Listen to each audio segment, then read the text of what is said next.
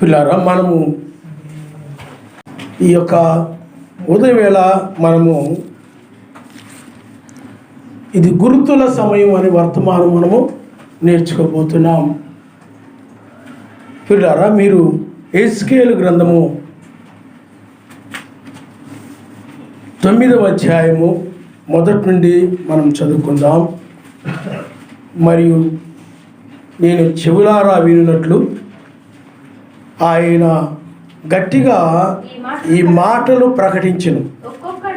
ఒక్కొక్కడు తాను హతము చేయు ఆయుధమును చేత పట్టుకొని పట్టణపు కావలి వారందరూ ఇక్కడికి రండి అనెను.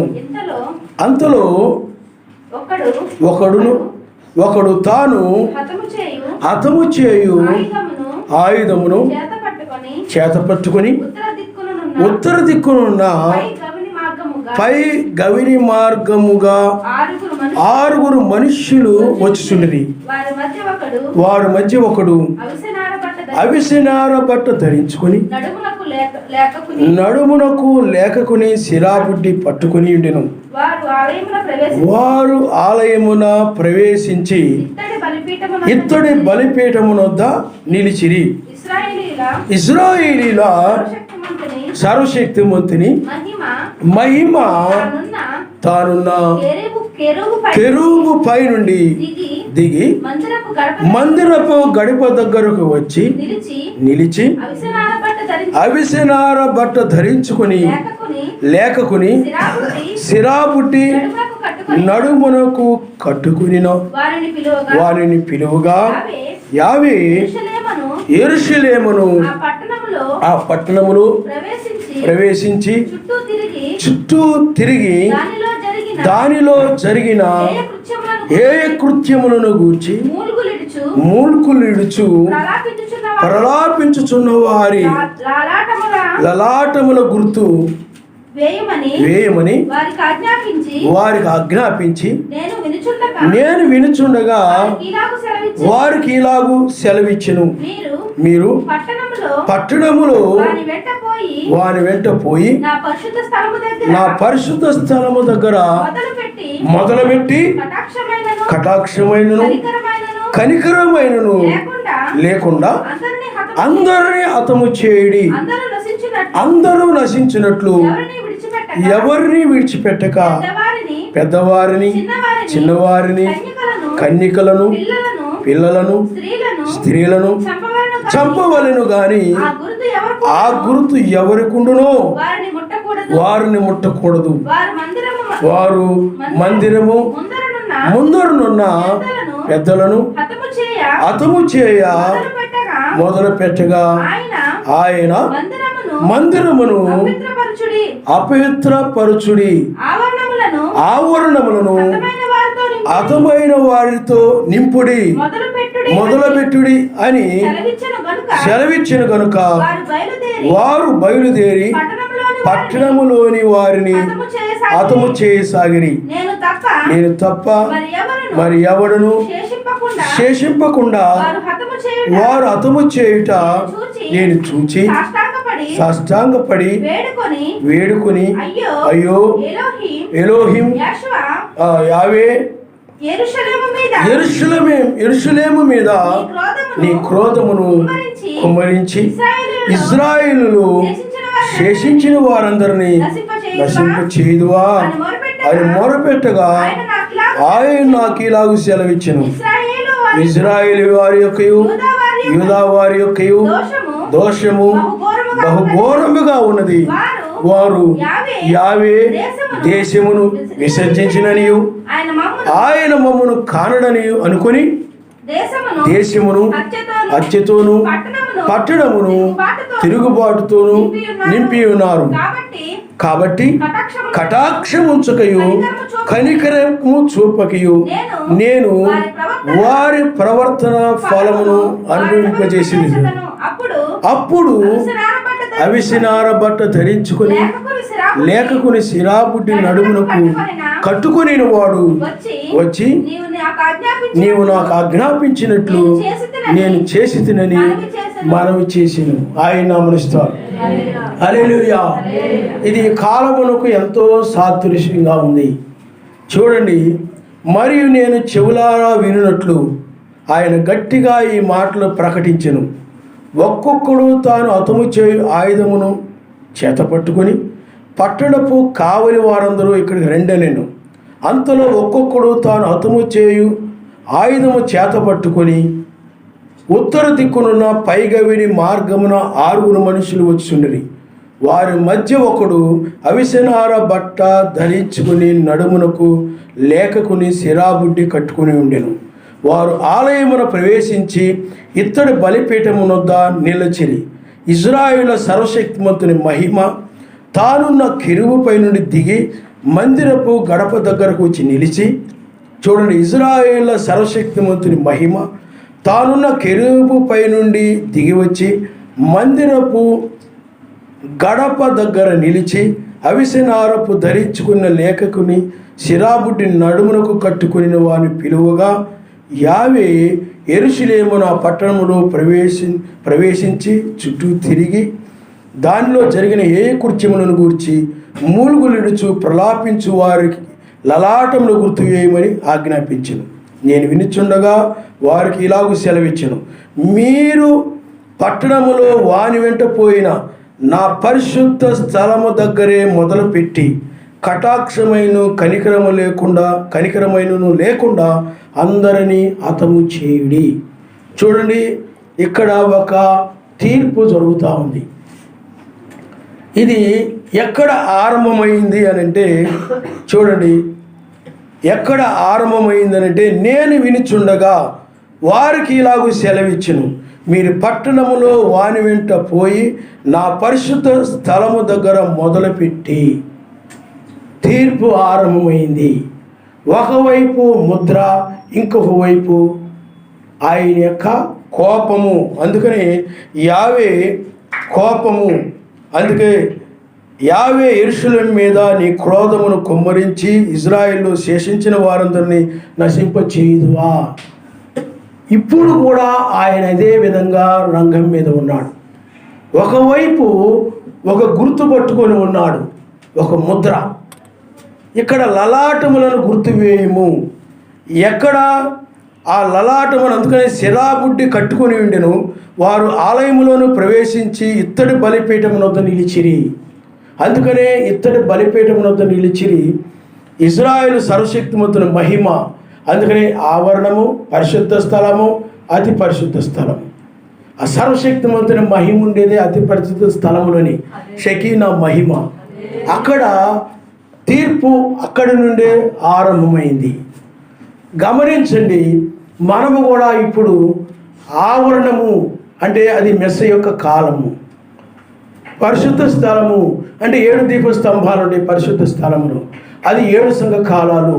ఇప్పుడు అతి పరిశుద్ధ స్థలము, ఇది తీర్పుకు సంబంధించినటువంటిది. ఆయన నామమున హల్లెలూయా. కాబట్టి బైబిల్ ఏం చెప్తుందంటే, సర్వశక్తిమంతుని ఇంటి యొద్దే తీర్పు ఆరంభమైతే, సర్వశక్తిమంతుని ఇల్లు అనగా బ్రహ్నాం గారి వర్తమానము, జాన్సన్ గారి వర్తమానం అనగా 7వ దూత వర్తమానం, లేకపోతే అపోస్తుల బోధను ఎవరైతే నమ్మారో అక్కడి నుండే తీర్పు, ఆ ఇంటి దగ్గర నుండే తీర్పు ఆరంభమవుతుంది. అందుకని ఆయన కళ్ళములో తన చాట తీసుకొని ఆయన చెరుగుతాడు. అక్కడ గోధుమలు ఉంటాయి, పొట్టు కూడా ఉంటుంది. అక్కడ చూడండి, ఒక ఎడబాటు కలుగుతూ ఉందన్నమాట. ఇంకా అంతవరకు పొట్టు గోధుమ కలిసే ఉన్నాయి. అవి నాటబడ్డాయి, పైకి వచ్చాయి. ఆ గోధుమ పంట పైకి వచ్చింది. ఆ గోధుమ పంటతో పాటు అంటే ధాన్యముతో పాటు పొట్టు కూడా ఉంది. ఆ పొట్టు గోధుమలు 2 ఉన్నాయి. చివరికి అవి కళ్ళములోకి వచ్చాయి. ఆ కళ్ళంలోకి వచ్చినప్పుడు అక్కడ మనకి ఇక్కడ అయినట్లయితే వరి పంటని ట్రాక్టర్ల చేత, మా చిన్నతనంలో అయినట్లయితే ఈ యొక్క పశువుల చేత వాళ్ళు దుఃఖించేవారు. ఆ ధాన్యం రాలిపోయేది. అప్పుడు వాళ్ళు ఆ గడ్డిని తీసి పక్కన పడేసి ఆ ధాన్యాన్ని చెరిగేవారు. ఆ చెరిగినప్పుడు పొట్టు గోధుమ వరి వేరైపోయాయి. అప్పుడు ఆ యొక్క వరినేమో సంచుల్లో వేసి అవి ఇంటికి తీసుకుని వెళ్ళేవారు. దీన్ని పొట్టుని ఏం చేసేవారంటే కాల్చేసేవారు. ఇప్పుడు కూడా అదే. ఇంతవరకు మనం లోకముతో పాటు మతశాఖ సంఘాలు, లేకపోతే ఈ అబద్ధమైన వధువు సంఘాలు ఉన్నాయి, కొన్ని ఇవన్నీ ఉన్నాయి. వాటన్నిటి మధ్య ఇవంతా కూడా ఒక పొట్టులో నువ్వు ఒక గోధుమగా ఉంటూ వచ్చావు అన్నమాట. కానీ ఇప్పుడు ఈ తీర్పు సమయంలో ఆయన ఏం చేస్తున్నాడనంటే తన చేట తీసుకొని ఆయన వేరు చేస్తూ ఉన్నాడు. ఇంకా అవి వాటికి ఇంకా అంటే గోధుమలకి ఇంకా పొట్టుకి ఇక సంబంధం ఉండదు. అవి కాల్చివేయబడతాయి, నువ్వేమో యజమాని దగ్గరికి వెళ్ళిపోతావు, ఆయన దగ్గరికి వెళ్ళిపోతావు. అందుకని ఈ సమయం ఏమిటనంటే ఇంకా మనము వారు అనగా పొట్టు మరెన్నడూ కలుసుకొనకుండా, గత వారం మనం అదే నేర్చుకున్నాం, మరెన్నడూ కూడా మనం కలుసుకొనకుండా ఆయన ఈ చివరి టైంలో ఆయన ఏం చేస్తున్నాడంటే చేట ద్వారా ఆయన గోధుమలను ఆ యొక్క పొట్టుని ఆయన వేరు చేస్తూ ఉన్నాడు. ఆయన నామమునిస్తాడు. హల్లెలూయా. ఇంతకుముందు ఎక్కడది జరగలేదు, విత్తనాలు చల్లినప్పుడు జరగలేదు. ఆ తర్వాత అంటే పొలంలో ముందు మంచి విత్తనాలు ఆయన ఎన్నుకుంటాడు రైతు, ఆ మంచి ప్యాకెట్ కొనుక్కుంటాడు, మంచి ధాన్యం కలిగినటువంటి గ్రేడ్ చేయబడినటువంటి దాన్ని చల్లుతాడు, దాని నుండి మంచి పంట వచ్చేస్తాయి. అప్పుడు ఆయన వేరు చేయలేదు. కళ్ళం దగ్గరకు వచ్చేటప్పటికి ఎందుకనంటే ఆ రైతు పంట వేసింది దేనికోసం అంటే ఆ గోధుమల కోసమే, ఆ పంట కోసమే. కాబట్టి ఆయన సిలువలో రక్తము చిందించిందైనా, 7 సంఘకాలంలో 7 దూతలను పంపించిందైనా నీకోసమే. నీవు ఆ పంట రావాలి, గోధుమ పంట వలె నీవు కూడా పండాలని. అందుకోసమే ఆయన రక్తం చిందించాడు. అందుకనే ఆయన వలె ప్రేమ కలిగిన వారు మరి ఎవ్వరు కూడా లేరు. అంత ప్రేమ నీ కోసం ఎవ్వరు భూమి మీద, నీ భర్త కానీ, నీ భార్య కానీ, నీ కుటుంబం కానీ, నీ బంధువులు కానీ ఎవరు ప్రాణం పెట్టలేదు. అందుకనే మొదటగా ఆయన ఎందుకు నువ్వు ప్రేమిస్తున్నావు అని అంటే నీ కోసం ఆయన ప్రాణం పెట్టాడు కాబట్టి. నువ్వు మొదటగా ఎందుకు ప్రేమిస్తున్నావు చెప్పండి. ఈ రోజున ఆదివారం నీకు ఎన్ని పనులైనా ఉండొచ్చు, ఆ పనులన్నీ కూడా మానుకొని మొదటగా నువ్వు ఆరాధనకు వచ్చావు. ఎందుకు వచ్చావు అని అంటే ఆయనను మొదటగా ప్రేమిస్తున్నావు కాబట్టి. ఎందుకు మొదటగా ఆయన ప్రేమిస్తున్నావు అని అంటే నీ కొరకై ఆయన శరీరధారిగా వచ్చి నీ కొరకు కలవరి సిలువలో రక్తము చిందించి నీ కోసం ప్రాణం పెట్టాడు. ఎవరైనా అయితే అడగండి, ఎవరైనా ఏమైనా అంటే నువ్వు మొదటగా నన్ను ప్రేమిస్తున్నావా, సర్వశక్తిమంతుని ప్రేమిస్తున్నావు అంటే నువ్వు ధైర్యంగా చెప్పొచ్చు, ఆయన్నే నేను ప్రేమిస్తున్నాను. కారణం ఏమిటంటే ఓ భర్త, ఓ భార్య, ఓ పిల్లలారా, లేకపోతే నా బంధువులారా, మీరు నా కోసం ఎవరు రక్తం చిందించలేదు, నా పాపాల కోసం మీరు ఎవరు వెల చెల్లించలేదు, కానీ ఆయన చెల్లించాడు. అందుకే నేను మొదటగా ఆయన్ని ప్రేమించాను. నన్ను సృష్టించింది ఆయనే, ఆయన ప్రేమ గొప్పది. అందుకని మొదటగా ఆయన నన్ను ప్రేమించాడు, ప్రేమించి ఆయన రక్తం చిందించాడు. అందుకని అందరికంటే మొదటగా నన్ను ప్రేమించాడు కాబట్టి నేను కూడా అన్నిటికంటే ఎక్కువగా సంఘశాఖలకన్నిటికంటే, అన్నిటికంటే, లోకంలో ఉన్న ప్రజలందరికంటే ఎక్కువగా నన్ను ఆయన ప్రేమించాడు కాబట్టి నేను కూడా అందరికంటే ఆయన్ని ఎక్కువగా ప్రేమిస్తాను. అందుట్లో నో డౌట్. ఆయన నువ్వేం చేయాలి చెప్పండి. సర్వశక్తిమంతుడే మొదటగా నీవు ప్రేమించాలి. ప్రేమించడం అంటే ఆయన వాక్య ప్రకారం నడవడంలో చూపించాలి, ఆయన వాక్యానికి లోబడ్డంలో చూపించాలి, వాక్యానికి విధేయత చూపించడంలో నీ యొక్క దీనత్వాన్ని చూపించాలి. దీనత్వం అని అంటే నీవు విన్న వాక్యమునకు విధేయత చూపించడమే, ఆయన యొక్క మాటకు, ఆయన వాక్యమునకు విధేయత చూపించడమే. కాబట్టి ఆయన మొదటగా ఆయన నిన్ను ప్రేమించాడు. అది ఆ తరువాత కలవరి సిలువలో రక్తమును చిందించి ఆయన తన ప్రాణాన్ని నీ కోసము పెట్టి మరలా ఇప్పుడు ఆయన నిన్ను తిరిగి లేపుడు కొరకై ఆయన ఇచ్చాడు. ఈ తీర్పు ఎవరి కోసం జరుగుతూ ఉంది? నీ గురించే, నిన్ను రక్షించాలని. నీవు ముందుగా, నేను ఉదయం ఒక వాక్యం చదివాను, అది ఆయన చిత్తమై తర్వాత చెప్పాలని ఉంది. ముందుగా ఓడని రక్షణ నిమిత్తమై సిద్ధపరచుకోమని చెప్పాడు. అది అటు ఉంచండి. కానీ నీ రక్షణ గురించి ఆయన జగత్తు పునాది వేయబడక మునిపే సిద్ధపరిచాడు ఆయన. అది పైన ఉన్నదని బైబిల్ చెప్తుంది. కాబట్టి ఇప్పుడు ఈ తెల్లవారుజామున ఆయన ఏం చేస్తున్నాడనంటే ఇక జడ్జిమెంట్ అని అంటే కాల్చివేయబడము, లేకపోతే కొట్టులోనికి వెళ్ళిపోవడము, అనగా ఆ గూడెంసులోకి వెళ్ళిపోవడము, యజమాని దగ్గరికి వెళ్ళడము, అందువలన ఇప్పుడు జరుగుతున్నటువంటిది అటువంటిదే. కాబట్టి ఇప్పుడు కూడా ఇక్కడ యెహెజ్కేలు గ్రంథంలో రాయబడినది ఏమిటంటే, ఒకవైపు ఖడ్గము కనబడతా ఉంది, ఇంకొక వైపు సిరా బుడ్డితో ఆ యొక్క గుర్తు, ఒక ముద్ర సర్వశక్తిమంతునికి సంబంధించిన వారిని. అది ఎక్కడి నుండి ఆరంభమవుతుంది అంటే పరిశుద్ధ స్థలం దగ్గర నుండి ఉంది. కాబట్టి సర్వశక్తిమంతుని ఇల్లు అంటే ఇప్పుడు మనం ఎక్కడున్నామనంటే విత్తనాలు చల్లే కాలంలో మనము లేము. అలాగే ఆ విత్తనములు చల్లిన తర్వాత పంట పండే కాలంలో మనము లేము. ఇంకా మనము ఆ పంట చుట్టూ కంచి వేసే కాలము, లేకపోతే ఇంకా ఏదో కోసే కాలం, ఇంకా కాలంలో మనము లేవు. కానీ ఇప్పుడు ముగింపులో అంటే కళ్ళము దగ్గర మనం ఉన్నాం. ఆ కాలం అంతా అయిపోయింది. ఇప్పుడు కళ్ళము దగ్గర మనం ఉన్నాం కాబట్టి ఆ కళ్ళములో ఆయన ఏం చేస్తున్నాడు, ఆత్మీయంగా ఇప్పుడు అదే చేస్తున్నాడు అన్నమాట. అందుకనే ప్రకృతి సంబంధమైనవి ఆత్మ సంబంధమైన దానికి సాదృశ్యంగా ఉన్నదని బైబిల్ చెప్తుంది. ఆయన మనిషిస్తోంది. హల్లెలూయా. కాబట్టి సర్వశక్తిమంతుడు ఇక్కడ ఆ యొక్క తీర్పుని లేకపోతే జడ్జిమెంట్ని ఆ యొక్క పరిశుద్ధ స్థలము దగ్గర నుండి ఆయన ఆరంభించాడు. ఆయన మనిషిస్తోంది. హల్లెలూయా.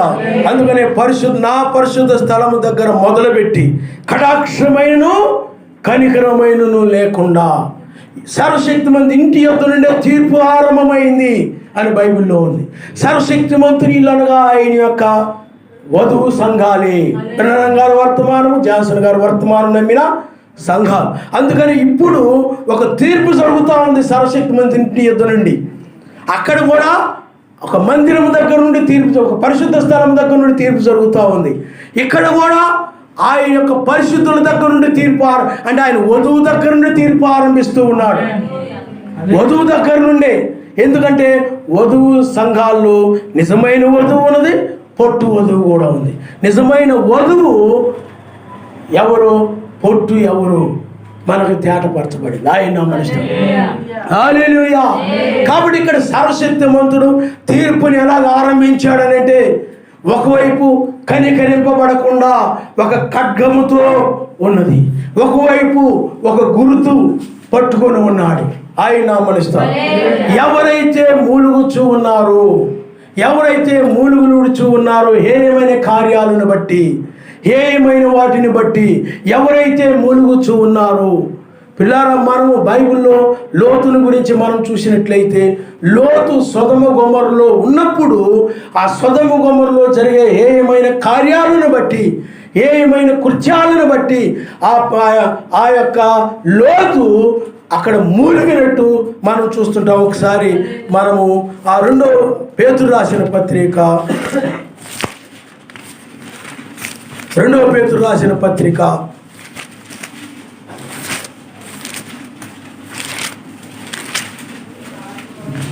2వ పేతురు రాసిన పత్రిక 2వ అధ్యాయము 6వ వచనం మనం చదువుకుందాం.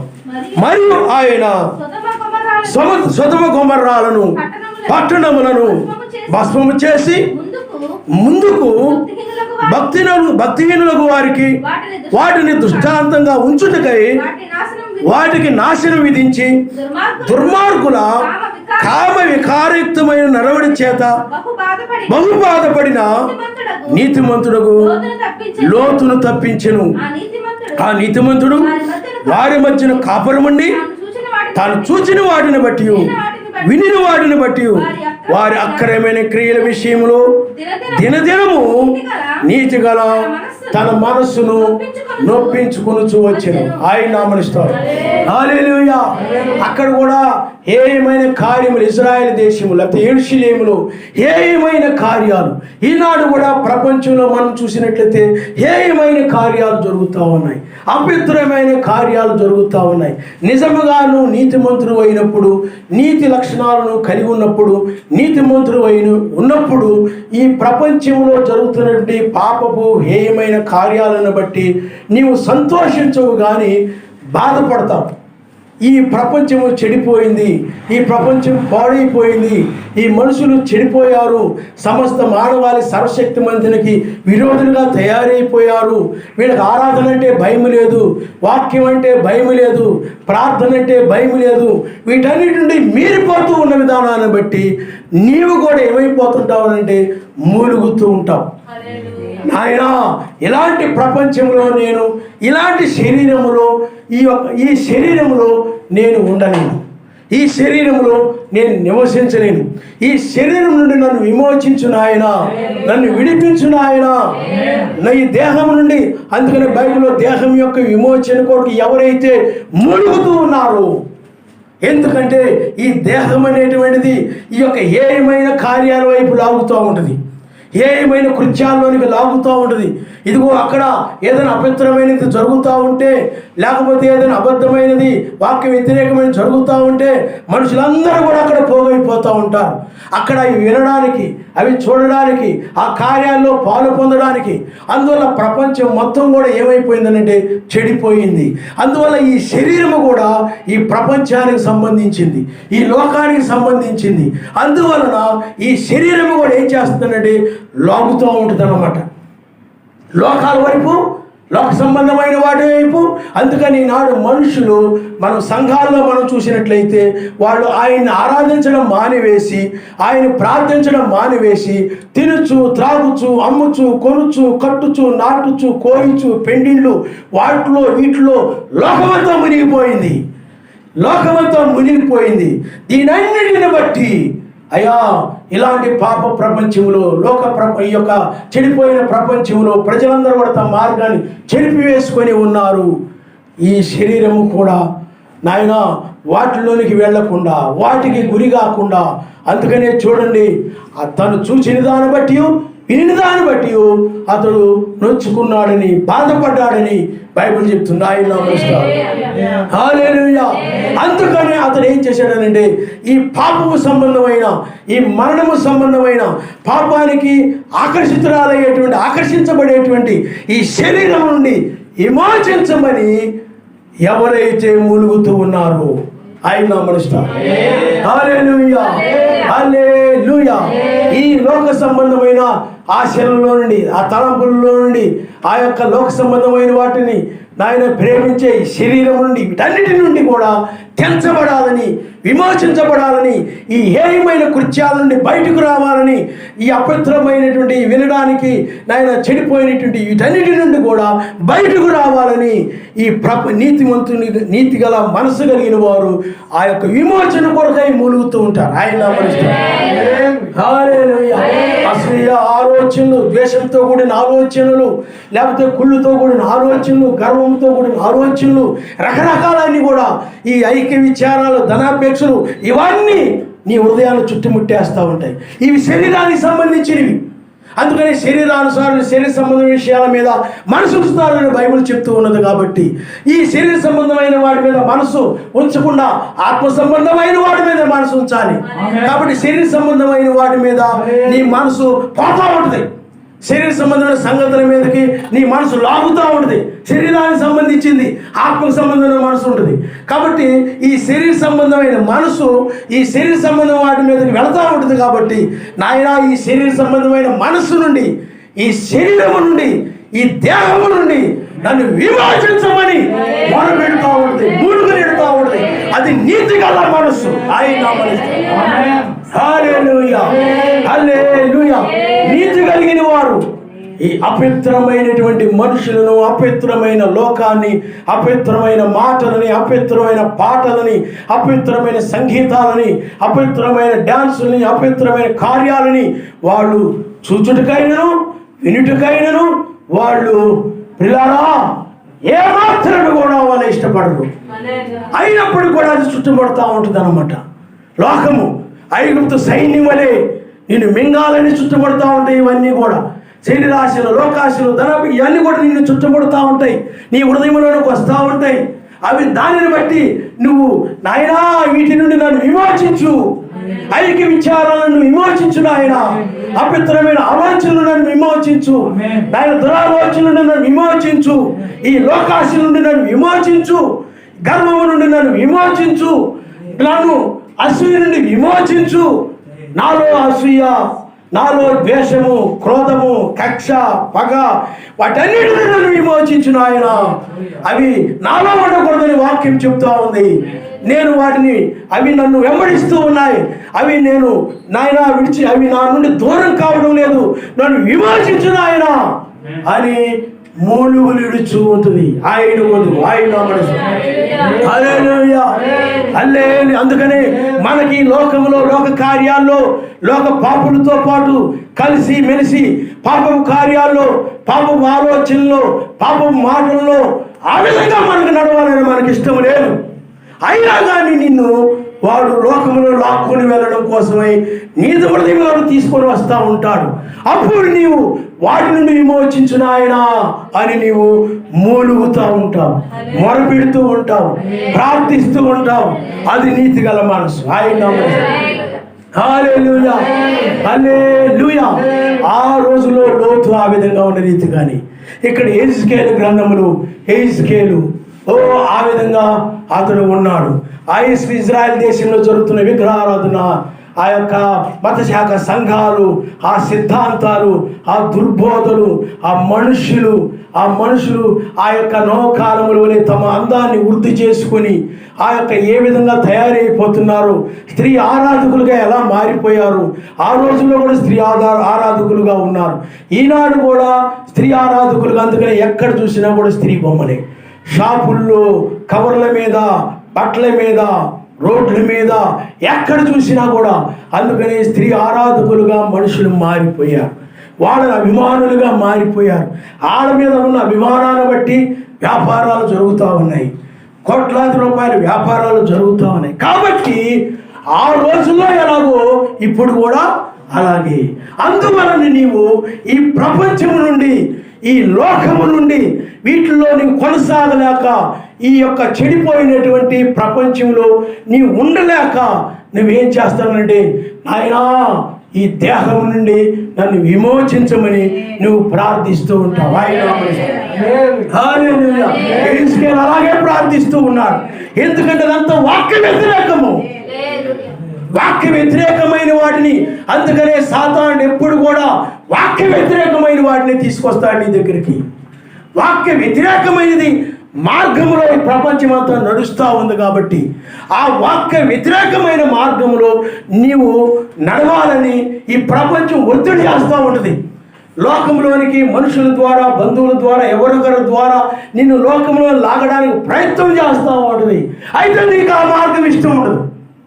ఈ లోక మార్గంలో అందరూ వెళ్ళే మార్గంలో వెళ్ళడం నీకు ఇష్టం ఉండదు. ఈ లోక మార్గములో అనగా దొంగలను, వ్యభిచారులను, నరకంతకులను, దోషకులను, అవివేకులను, అజ్ఞానులను, ఈ లోకములో వెళ్ళే మనుషులు వెళ్ళే మార్గంలో వెళ్ళడం నీకు ఇష్టం ఉండదు. అయితే ఈ యొక్క శరీరము దాని నుండి విమోచించబడు కొరకై, అలాంటి ఆశల నుండి, అలాంటి అపేక్షల నుండి విమోచించబడు కొరకై అది మూలుగుతూ ఉంటుంది. ఆయన ఇజ్రాయేలు మూలిగారు ఐగుప్తు దేశంలో ఉండి. వాళ్ళు ఏం చేశారు చెప్పండి? మొరపెట్టారు. ఈ ఐగుప్తులో మేము ఈ బాధలు పడలేకపోతున్నాం, ఈ శ్రమలు పడలేకపోతున్నాం, ఈ పాపపు జనుల మధ్య, పాపపు లోకములు, ఈ యొక్క పాపపు అధికారులతోటి ఆ మాటలు వినలేకపోతున్నాం, వాళ్ళ క్రియలు చూడలేకపోతున్నాం. మమ్మల్ని ఐగుప్తు నుండి మమ్మల్ని విడిపించమని వారు మొరపెడుతూ వస్తున్నారు. మూలుగులు ఆయన వినేవాడు. ఆయన నామనిస్తాడు. నీతిమంతుని యొక్క మూలుగులు ఆయన దేహం యొక్క విమోచన కొరకై మూలుగుతూ ఉన్నారు. అందువల్ల సర్వశక్తిమంతుడు ఎవరైతే మూలుగుతున్నారో వారికి, ఏమైనా కృత్యాలను బట్టి ఎవరైతే మూలుగుతున్నారో వారికి ఒక గుర్తు. ఎవరైతే ఏమైనా కార్యాలు చేస్తూ ఉన్నారో వారికి ఖడ్గము. ఖడ్గము అంటే కనికరింపబడకుండా నాశనము చేయబడు. ఖడ్గం అనగా వాక్యమే. ఈనాడు కూడా వాక్యమే మనకు ఒక గుర్తుగా ఉంది. వాక్యమే లోకమును సంహరించేదిగా ఉంది. అందుకని 1963లో బ్రహ్మాం గారు ఆ అతీతమైన మేఘాన్ని గురించి ఆయన ఏం చెప్పాడంటే అది వాక్యము అని చెప్పాడు ఆయన. ఆ వాక్యము అయితే వీళ్ళు ఏం చేశారనంటే ఆ వాక్యం ఏమిటో తెలుసుకోకుండా ఆ వాక్యాన్ని పక్కన పెట్టేసి ఆ యొక్క అతీతమైన మేఘాన్ని మాత్రం పట్టుకుని ఆ మేఘాన్ని ఆరాధించేవాడు అయిపోయాయి. అది ఒక విగ్రహారాధన. బ్రహ్మాం గారి యొక్క ఫోటోని ఆ తల మీద అగ్నిస్తంభాన్ని దాన్ని పట్టుకొని దాన్ని ఆరాధించేవారుగా మారిపోయారు. దాన్ని ప్రేమించేవారుగా ఉంటున్నారు తప్ప ఆ వాక్య బయలుపాటు ఏమిటో వాళ్ళకి తెలియదు, దాన్ని వాళ్ళు ఎరగరు. అయితే అది 7వ ముద్ర యొక్క దర్శనం, అది రాకడి యొక్క దర్శనం. అది అందుకనే రాకడి యొక్క దర్శనాన్ని పరిశుద్ధ పర్వతం మీద చూపించాడు ఆయన. అలాంటిదే అలాగే సన్సెట్ పర్వతం మీద బ్రహ్మాం గారికి సన్సెట్ పర్వతం మీద అక్కడ ఆ దర్శనం వచ్చింది. అది కూడా పరిశుద్ధ పర్వతం మీద జరిగిన అటువంటిదని ఆయన చెప్పాడు. ఆయన అది వాక్యం అని చెప్పాడు. అది 3వ విడుపు. కానీ దానిలో 7 ఉరుములు ఉన్నాయి. అవి ఇది సమయము కాదు, నన్ను ఆయన దీని గురించి మాట్లాడొద్దని చెప్పాడు అని చెప్పాడు ఆయన. కాబట్టి ఆ వాక్యాన్ని మనం వెంబడించి వాక్యాన్ని విని ఎవరైతే వణుకుతుంటారో వాళ్ళ మీద దృష్టి ఉంచి ఉన్నారని చెప్పాడు ఆయన. మోషే కాలంలో కూడా వచ్చింది మేఘము, అలాగే మరలా సొలొమోను కాలంలో కూడా వచ్చింది. కానీ వాళ్ళు ఆయన ప్రత్యక్షమైనప్పుడు ఆ యొక్క దర్శనానికి వాళ్ళు ఏమయ్యారంటే వాక్యానికి విధేయత చూయించారు ఆయన ప్రత్యక్షమైనప్పుడు. కానీ ఇప్పుడు మనుషులు వాక్యానికి విధేయత చూయించకుండా ఆ మేఘాన్ని పట్టుకొని ఇదే తలరాయిని ఆ విధంగా వెళ్ళిపోతున్నారు. తలరాయి అనగా వాక్యము, వాక్యం అనగా ఆయనే ప్రేమ స్వరూపి. ఇప్పుడు ఆ వాక్యం అయిన వాడే, ఆ దర్శనం ఇచ్చిన వాడే ఇప్పుడు ఆయన తలరాయిగా ఆయన ఉన్నాడు. అందుకనే పరిశుద్ధ పర్వతము, సన్సెట్ పర్వతము, అలాగే 2015లో ఆ కత్తిపూడి దగ్గర ఉన్నటువంటి ఒక పర్వతం, ఆ పర్వతం దగ్గరే ప్రార్థిస్తూ ఉన్నప్పుడు ట్రయాంగిల్ అని ఒక స్వరం వచ్చింది.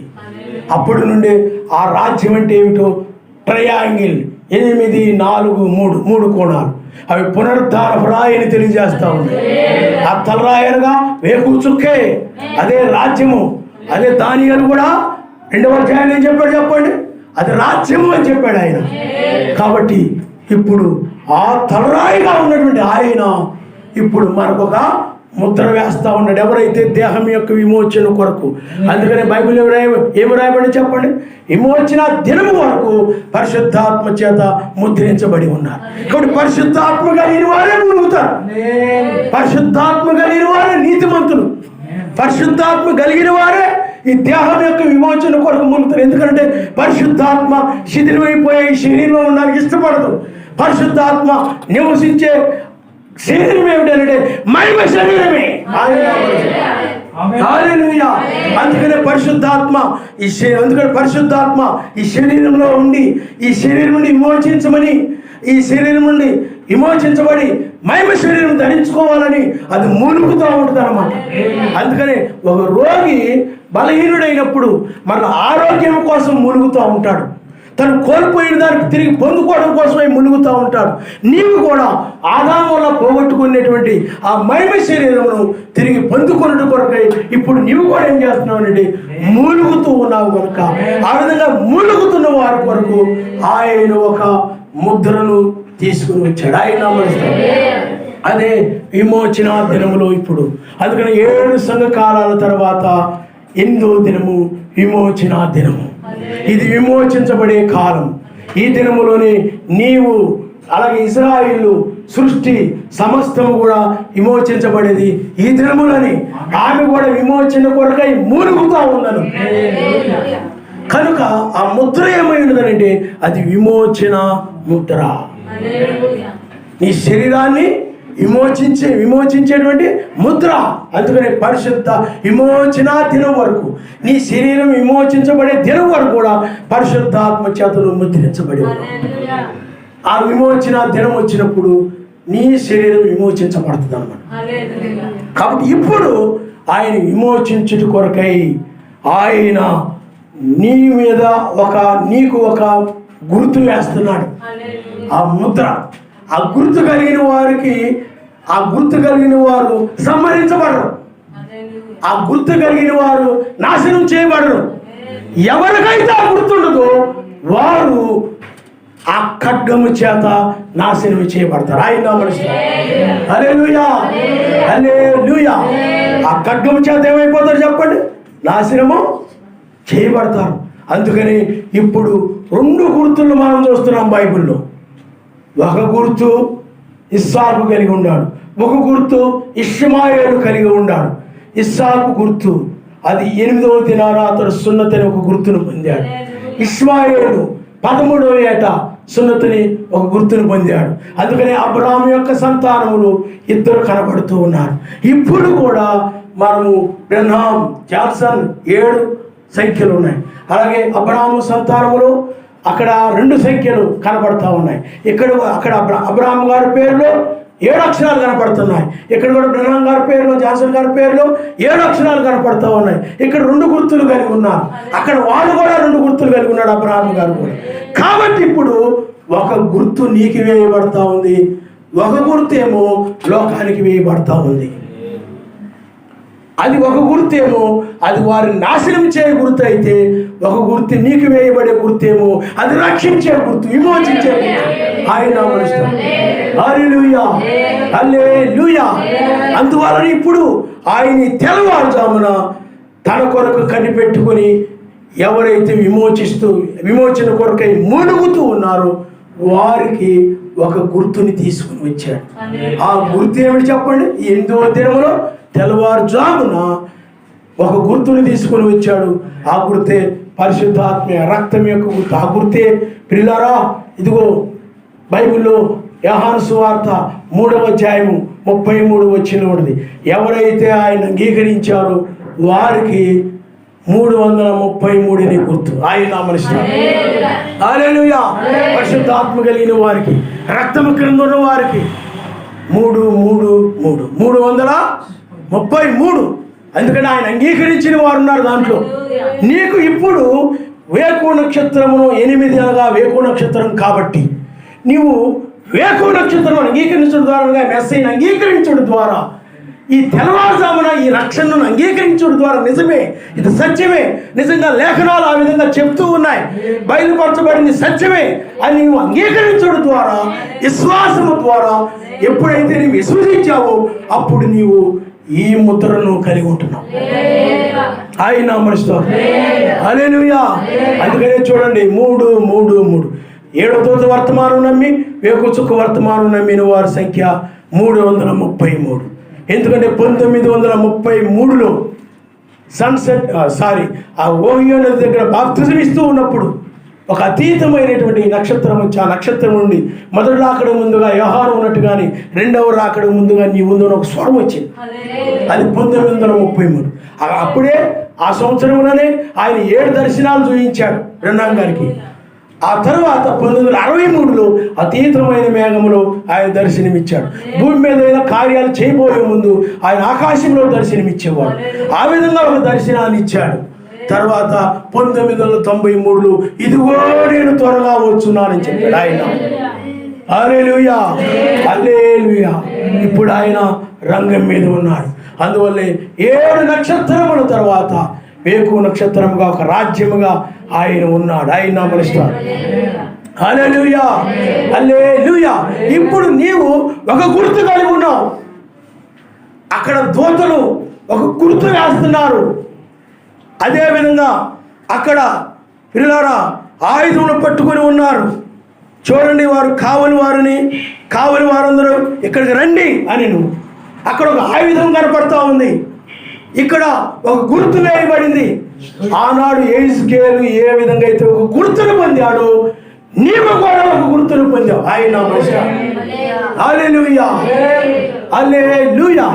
కాబట్టి ఈనాడు నీ గుర్తు అనగా సర్వశక్తిమంతుని గుర్తు ఏమిటంటే 333. మెస్సీ యొక్క గుర్తు ఏమిటి చెప్పండి? 333. మృగం యొక్క గుర్తుంది, అది 666. అది 13 ఇష్మాయేలు సంఖ్య.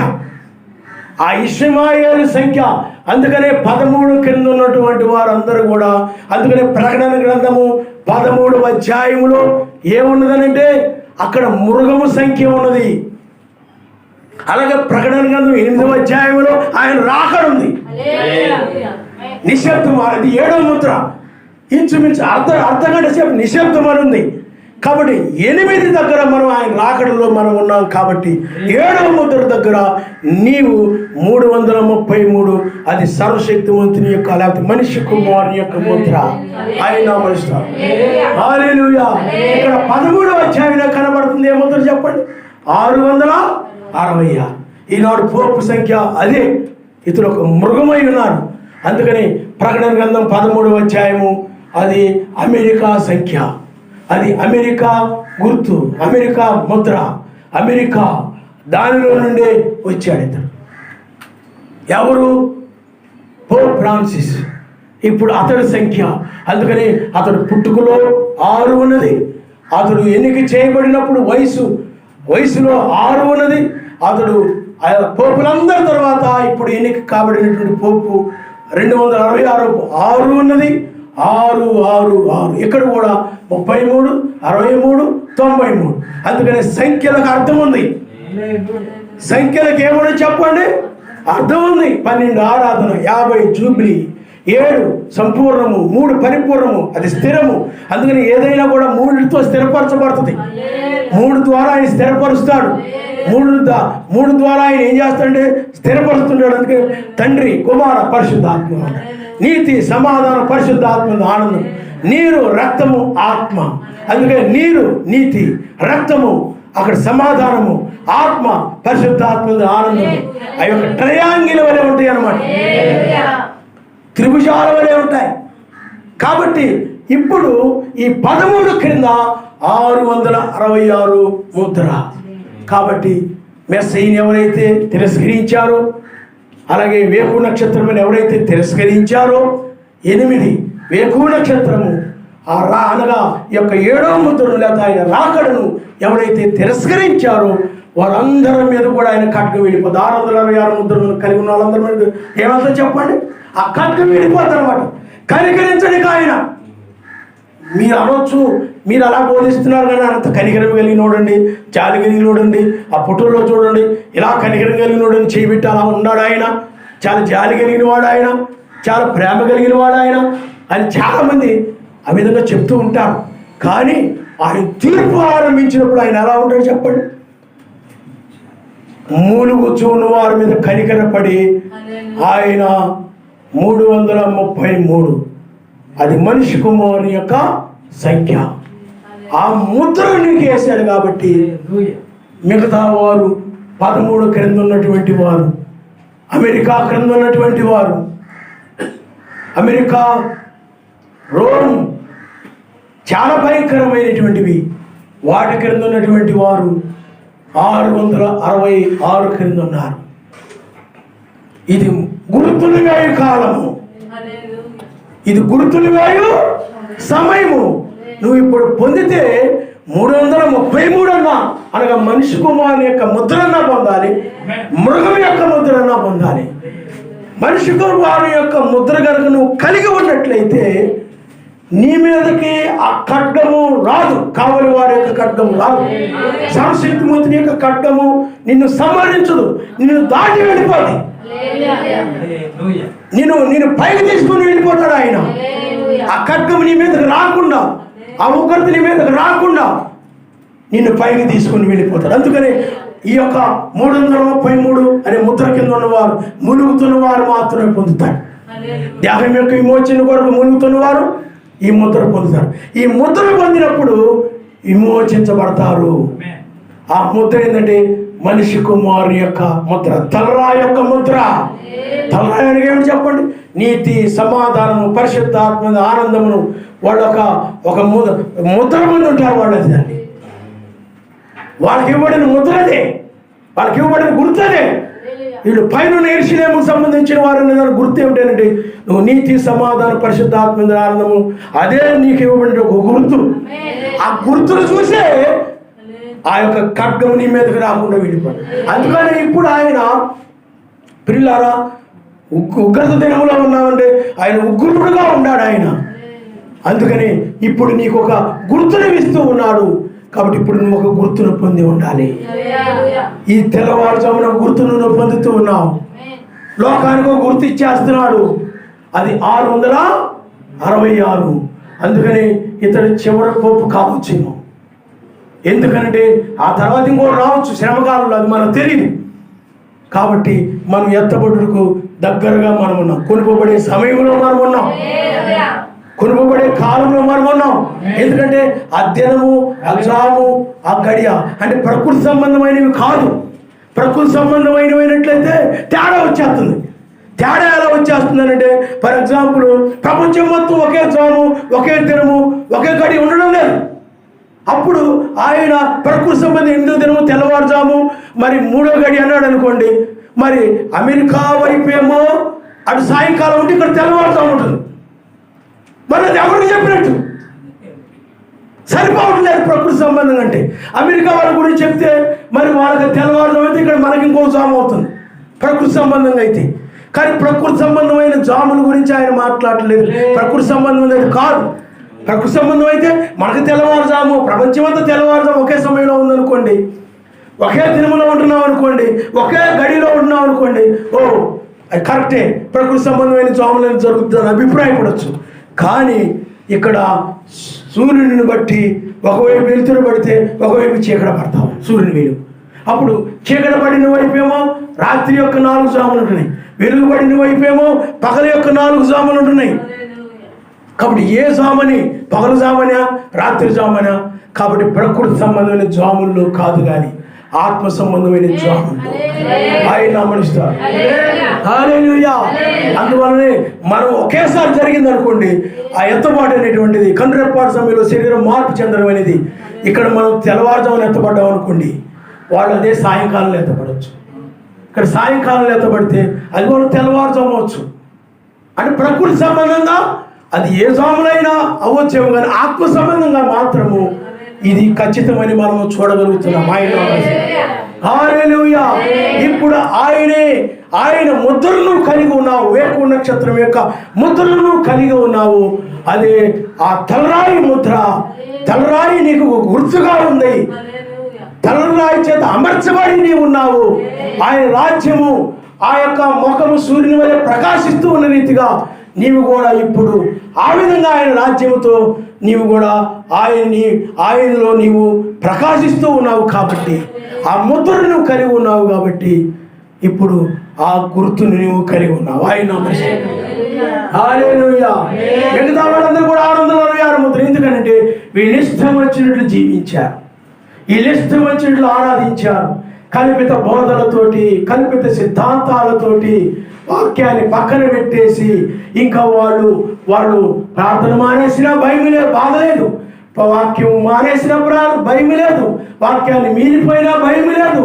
ఆ తర్వాత తప్పుడు బోధల్లో కొనసాగుతున్నా భయం లేదు, ఏ మాత్రం కూడా బాధ లేదు. వాళ్ళు సర్వశక్తిమంతునికి విరోధమైనటువంటి వాక్య వ్యతిరేకమైనటువంటి వాటిని చూచినా కానీ వినినా కానీ ఏమాత్రం బాధపడకుండా ఆ ఏమైన ఆరాధనలో, ఏమైన ప్రార్థనల్లో, ఏమైనటువంటి క్రియలలో వాటిని ఆనందిస్తూ, ఆ విధంగా బాధపడకుండా ఏమైన కార్యాలు చూస్తూ వింటూ ఆనందిస్తూ అపవిత్రమైన కార్యాల్లో సంతోషిస్తూ కొనసాగిన వారందరూ కూడా, ఏమైన కృత్యాలు చేసిన వారందరి మీద కూడా ఆ పాపములతో నిండి ఉన్నటువంటి ఆ మహావ్యసి అయినటువంటి దాని పిల్లలైనటువంటి వారి యొక్క పాపక్రియల్లో పాలు పొందిన వారందరూ కూడా 666 ముద్ర కింద ఉన్నారు. వీరు మూలిగిన వారు కారు. ఏమైన కార్యాలను బట్టి, ఏమైన బోధనను బట్టి, ఏమైన సిద్ధాంతాలను బట్టి ఏమీ వీళ్ళు బాధపడలేదు.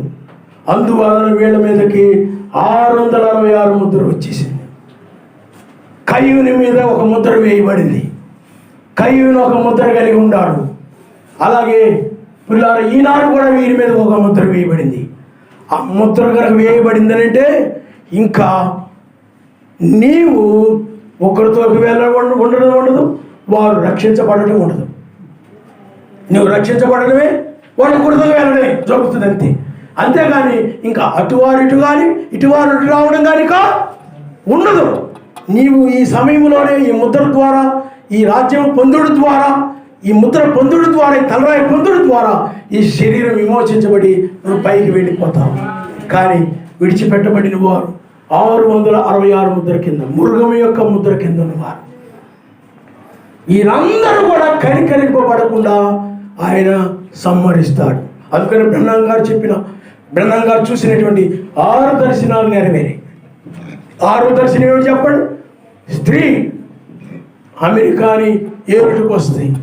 ఆమె వైస్ ప్రెసిడెంట్ అయినా కావచ్చు, ప్రెసిడెంట్ అయినా కావచ్చు, లేకపోతే రోమన్ క్యాథలిక్ సంఘానికి సంబంధించినటువంటి అది ఒక సంస్థ అయినా కావచ్చు అన్నాడు ఆయన. కాబట్టి ఈనాడు వైస్ ప్రెసిడెంట్గా అమెరికా ఒక ఉపాధ్యక్షురాలు ఒక స్త్రీ ఎన్నిక చేయబడింది. ఆ దర్శనము నెరవేర్చబడింది. ఇంకా అమెరికా కనబడకుండా పోద్దని చెప్పి 7వ దర్శనం. కాబట్టి ఇక సర్వశక్తిమంతుని యొక్క ఖడ్గము ఆనాడు ఎవరైతే ఏమైనా కార్యాలు జరిగించారో, ఎవరైతే మూలగలేదో వాటి నుండి విమోచించమని, వాటి నుండి మమ్మల్ని రక్షించమని ఎవరైతే మూలగలేదో వారందరూ కూడా ఇప్పుడు రేపు వధువు ఎత్తబడిన తర్వాత, నువ్వు కొనుగోబడిన తర్వాత అందరూ ఇక సంహరించబడతారు. కనికరం అనేది ఇక దొరకదు. ఇక రోమన్ క్యాథలిక్ సంఘమును కానీ, బాప్టిస్ట్ సంఘమును కానీ, లోదన్ సంఘము కానీ, పెంతుకోస్ సంఘమును కానీ, ఇస్కోర్ గుంపును కానీ, బ్రదర్ గ్రూప్ గుంపులు కానీ, లేకపోతే ఇంకా రకరకాల డినామినేషన్స్ ఉన్నాయి. కలవరి టెంపుల్ కావచ్చు, ఇంకొకటి కావచ్చు, లేకపోతే జాన్ వెస్లీ, ఇంకా ఏమేమో ఇంటర్నేషనల్ పరిశీలన ఏమో రకరకాలవి ఉన్నాయి. పర్సనల్ మినిస్ట్రీ అని ఇంకా ఇంకా ఇంకా ఏమేమో ఉన్నాయి. ఇవన్నిటిని కూడా ఆయన సంహరిస్తూ పోతాడు. కారణం ఏమిటంటే వాక్య విరోధమైన బోధల్లో కొనసాగుతున్నారు. వాక్య విరోధంగా నడవడమే హేయమైనటువంటి కార్యం, హేయమైనటువంటి కృత్యాలు. అందువలన ఆ ఉగ్రత మనం ఎత్తబడిన తరువాత మోషే ఏలియాలు వస్తారు. వచ్చినప్పుడు ఆ శ్రమ కాలంలో ఆ ఖడ్గము వారి మీదకి దుయ్యబడుతుంది. ఆయన నమరిస్తారు. హల్లెలూయా, హల్లెలూయా. అప్పుడు సర్వశక్తిమంతుడు ఆ శ్రమకాలంలో, మెస్సయ శ్రమకాలంలో ఆయన సంహరించేవాడుగా ఉంటాడు ఆయన. ఎందుకంటే 2000 సంవత్సరాలు కనికరపడ్డాడు. 2000 సంవత్సరాలు ప్రపంచం వైపు చేతులు చాచి, ప్రపంచమా ప్రపంచమా, ఇజ్రాయెల్ వైపు చేతులు చాచి, యెరూషలేమా యెరూషలేమా, కోడి తన పిల్లలను తన రెక్కల కిందకు చేర్చుకుని తలంచిన రీతిగా అనేక మార్లు నేను తలంచింది కానీ మీరు రానలేదు. అలాగే ప్రపంచమా ప్రపంచమా, కోడి తన పిల్లలను తన రెక్కల కిందకు చేర్చుకుని తలంచిన రీతిగా నేను అనేక మార్లు తలంచింది కానీ మీరు రానలేదు. కాబట్టి 2000 సంవత్సరాలు ఆయన సువార్త ప్రకటించాడు. కృపకాలం 2000 సంవత్సరాలు. అన్యులకు ఇవ్వబడిన కృపకాలము 2000 సంవత్సరాలు. ఇప్పుడు యూదులను ఆయన స్థిరపరుస్తాడు ఇక్కడ శ్రమకాలములు. ఎందుకంటే ఇప్పుడు వాళ్ళందరూ కూడా ఒక చోట కూర్చబడ్డారు. ఇప్పుడు ప్రపంచం నలుదిక్కుల నుంచి వాళ్ళు కూర్చబడుతున్నారు. ఒకప్పుడు వాళ్ళకి దేశం అంటూ లేదు. లేఖనాలు ఎప్పుడు తప్పిపోవు. బైబిల్లో ఆయన మాట ఏది కూడా తప్పిపోలేదు. అందుకని ఆనాడు మెస్సయ్యకు సిలువ వేసినందువల్ల ప్రపంచం నలుదిక్కులకు వాళ్ళు చెదరగొట్టబడ్డారు. ప్రపంచ నలుదిక్కులు చెదరగొట్టబడి ఒక దేశము లేకుండా ఆ దేశం అన్యుల వశం అయిపోయింది. అన్యుల చేత త్రొక్కబడే దేశం అయిపోయింది. ఆ తర్వాత మరలా వారు తిరిగి ఆ యొక్క 2వ ప్రపంచంలో యుద్ధంలో వాళ్ళు సహాయం చేసిన దాన్ని బట్టి యూదులకి ఆ యొక్క ఇంగ్లాండ్ వాళ్ళకి దేశాన్ని ఇస్తానని చెప్పినాం. దానిని బట్టి ఆ యొక్క ఇజ్రాయెల్ దేశంలో అన్యులు ఉన్నారు, అరబ్బులు ఉన్నారు. దాన్ని 2 భాగాలు చేసి ఒకటి ఇజ్రాయెల్కి ఇచ్చారు, కొంత ఏమో ఈ యొక్క అరబ్బులకు ఇచ్చారు. ఆ భూభాగం దగ్గర ఇప్పటికి వాళ్ళకి వీళ్ళకి యుద్ధాలు జరుగుతూ ఉంటాయి. ఇంతకుముందు అయితే ఆ రాజధాని ఆ యొక్క యెరూషలేము అక్కడ ఉండేది, వాళ్ళ ప్రాంతంలో ఉండేది. ఇప్పుడు అది ఇజ్రాయెల్ వశమైంది. ఇంకా ఈ యొక్క ఆ సొలొమోను కట్టిన ఆ మందిరం యొక్క స్థలంలో ఇప్పుడు ఆ యొక్క మసీదు ఉంది. ఆ మసీదు ఆ యొక్క అరబ్బులకు సంబంధించింది. ఇప్పుడు అది కూడా వాళ్ళకి రావాల్సి ఉంది. అవి కూడా నెరవేర్చబడబోతూ ఉన్నాయి. కాబట్టి వాళ్ళందరూ కూడా కూర్చబడి ఉన్నారు. అంజూరపు చెట్టు చిగురించి ఉంది. చూసారా, లేఖనం తప్పిపోలేదు. ఆయన నెరవేరుస్తూ ఉన్నాడు. అందుకనే 5 విషయాలు ఇప్పుడు నెరవేరుతూ ఉన్నాయి. 5 విషయాలు ఏమిటి అంటే అన్యుల గురించి ఒకటి, ఇజ్రాయెల్ గురించి ఒకటి, క్రైస్తవుల గురించి, వధువు గురించి, రోము గురించి, అన్యుల గురించి, ఆయన రాకడ గురించి, అన్యులకి ఆయన రాకడి, 5 ఆయన రాకడికి ముడిపడి ఉంది. ఆ రాకడికి 5 ముడిపడి ఉంది. 5 ఆ రాకడకు సూచనగా ఉన్నారు. అందుకనే బైబిల్లో ఆయన యొక్క నోహ కాలంలో, లోతు దినములో జరిగినట్లుగానే మనిషి కుమారు దినములోనూ జరుగుతుంది. ఇప్పుడు మీరు చూడండి, మనం ఉన్న దినములు లోకమే అన్ని ఎలా ఉన్నారో చూడండి. మనం ఉన్న దినం ఏమిటంటే పిల్లారా, మనిషి కుమారు దినములో మనం ఉన్నాం, 8వ దినములో మనం ఉన్నాం, తెల్లవారుజాములో మనం ఉన్నాం. ఇప్పుడు మనకి ఆయన రాకడ దినము బయలుపరచబడి ఇది నెరవేరింది. అన్యులు ఎలా ఉన్నారో మనం చూసినట్లయితే ఇప్పుడు పిల్లలు జనులు తినడం, త్రాగడం, అమ్మడం, కొనుక్కోవడం, కట్టుకోవడం, నాటుకోవడం, కోసుకోవడం, పెళ్ళిళ్ళు 1, 2, 3 పెళ్ళిళ్ళు చేసుకోవడం, ఈ విధంగా ఉండిపోతున్నారు. ప్రపంచం అంతా కూడా ఆ విధంగా తయారైపోయింది. ఇప్పుడు మనము మనిషి కుమారు దినముల్లో, నోవ దినముల్లో జరిగినట్లుగానే ఇప్పుడు కూడా అదే విధంగా జరగడం మనం చూస్తున్నాం. అలాగే ఆయన అంజూరపు చెట్టు చిగురించినప్పుడు ఆయన ద్వారం దగ్గరే ఉన్నాడని తెలుసుకోండి. చూడండి, రాకడికి దానికి సంబంధం ఉంది. అన్యులు జనులు తినడం, త్రాగడం, అమ్మడకుండా అంటే మనసు అదే విధంగా వాడి మీదే ఉంచడం అన్నమాట. కాబట్టి రాకడికి దానికి సంబంధం ఉంది. ఈనాడు కూడా ఇజ్రాయేల్కి ఆయన రాకడికి సంబంధం ఉంది. అందుకని అంజూరపు చెట్టు ఈనాడు ఇజ్రాయేల్ వారి జాతీయ గుర్తు అంజూరపు చెట్టు. వారు ఇప్పుడు చిగురించారు. తిరిగి ఆ యొక్క విమానంలో ఇతర దేశాల నుండి వాళ్ళు వచ్చి ఆ భూమిని ముద్దు పెట్టుకొని వాళ్ళు కన్నీరు గార్చి ఏడ్చి ప్రార్థన చేస్తున్నారు మరలా స్వదేశానికి వచ్చినందుకు. అందువలన ఆ యొక్క దేశము పిల్లలు ఆయన నడిపించాడు. వాళ్ళని ఆ లేఖనాన్ని నెరవేర్చడం కోసం వాళ్ళని ఆయన కూరుస్తూ ఉన్నాడు. వాళ్ళని ఆ దేశానికి వెళ్ళేలాగా ఆయన ప్రేరేపిస్తూ ఉన్నాడు. ఆయన హల్లెలూయా, హల్లెలూయా. ఎందుకంటే లేఖనము నెరవేర్పు జరగాలి. ఆ లేఖనము నెరవేర్పు కొరకే అది జరుగుతూ ఉంది. వాళ్ళందరూ కూడా వచ్చేస్తున్నారు. ఇప్పుడు వాళ్ళకు ఒక దేశం వచ్చింది, వాళ్ళకు ఒక సైన్యం ఉంది, వాళ్ళకు ఒక చట్టం ఉంది, వాళ్ళు ఒక ప్రభుత్వాన్ని కలిగి ఉన్నారు, ఒక జెండాని కలిగి ఉన్నారు, ఒక జాతీయ గుర్తు కలిగి ఉన్నారు. 6 కోణముల నక్షత్రం, అది దావీదు కేడెము. యుద్ధానికి వెళ్ళేటప్పుడు విజయం కోసం దావీదు ఆ నక్షత్రాన్ని హారముగా, ఇజ్రాయేల్ ఆ నక్షత్రాన్ని హారముగా వేసుకునేవారు. ఇజ్రాయేల్ అనే దానికి గుర్తు ఆ నక్షత్రమే. ఆయన నామనిష్టం. ఆ నక్షత్రం అని ఎవరంటే మెస్సయ్యే. నక్షత్రం ఎవరు చెప్పండి? మెస్సయ్యే. అయితే ఆ నక్షత్రము దావీదు కేడము అని వారు తెలుసు, కానీ వారు ఆ నక్షత్రాన్ని 6 కోణాల్లో ప్రకృతి సంబంధంగా నక్షత్రాన్ని వాడు చూస్తున్నారు, కానీ ఆత్మ సంబంధంగా మనం ఆ నక్షత్రం యొక్క భావాన్ని మనం ఎరిగి ఉన్నాం. ఒక త్రికోణము ఆయన రాజ్యమై ఉండగా ఒక త్రికోణము ఆయన ఒక్కడిని రుజువు చేస్తా ఉంది. ఆ 2 ఎట్టి యొక్క కలయికే దావీదు కేడము, ఆత్మ సంబంధమైన భావం. ఆయన నామనిస్తాడు. 7 దీపస్తంభాలకు ఆత్మ సంబంధమైన భావం ఉంది. అవి 7 సంఘకాలాలు, 7 సంఘకాలాలు, 7 నక్షత్రాలకు ఆత్మ సంబంధమైన భావం ఉంది. 7 దూతలు ఇప్పుడు ఆ నక్షత్రములుగా ఆయన ఒక రాజ్యముగా ఆయన బయలుపరుచున్నాడు. పరిశుద్ధ పర్వతం మీద బయలుపరుచుకున్న రీతిగానే ఇప్పుడు నీకు బయలుపరుచుకున్నాడు. అప్పుడు శరీర సంబంధంగా బయలుపరుచుకున్నాడు, ఇప్పుడు ఆత్మ సంబంధంగా బయలుపరుచుకున్నాడు. అప్పుడు వాళ్ళు వెలుగును చూశారు, దాన్ని మహిమ అన్నారు. ఇప్పుడు నీవు దీన్ని చూసి మహిమ అంటున్నావు. ఆయన హల్లెలూయా, హల్లెలూయా.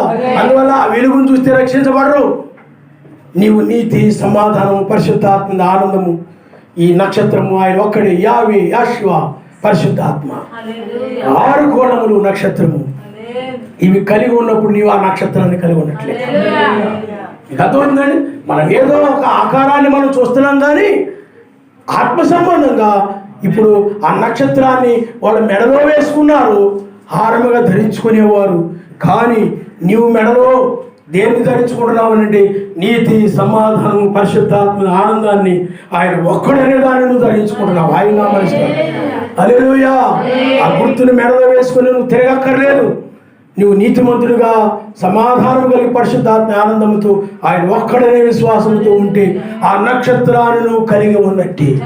ఇప్పుడు ఆ గుర్తును నువ్వు కలిగి ఉన్నట్టే. అతడు ఇశ్రాయేలీయుడు అనే దానికి ఒక గుర్తుని ఆ నక్షత్రాన్ని గుర్తుగా కలిగి ఉండాలి.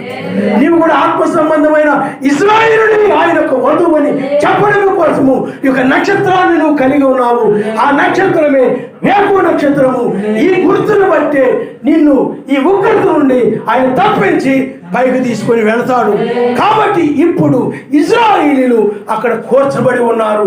ఇప్పుడు ఆయన ద్వారము దగ్గరే లేడు కానీ ఆ వధువు దగ్గర ఉన్నాడు. ఆయన ఆయన భార్య దగ్గర ఉన్నాడు. ఆయన ప్రియురాలు దగ్గర ఉన్నాడు.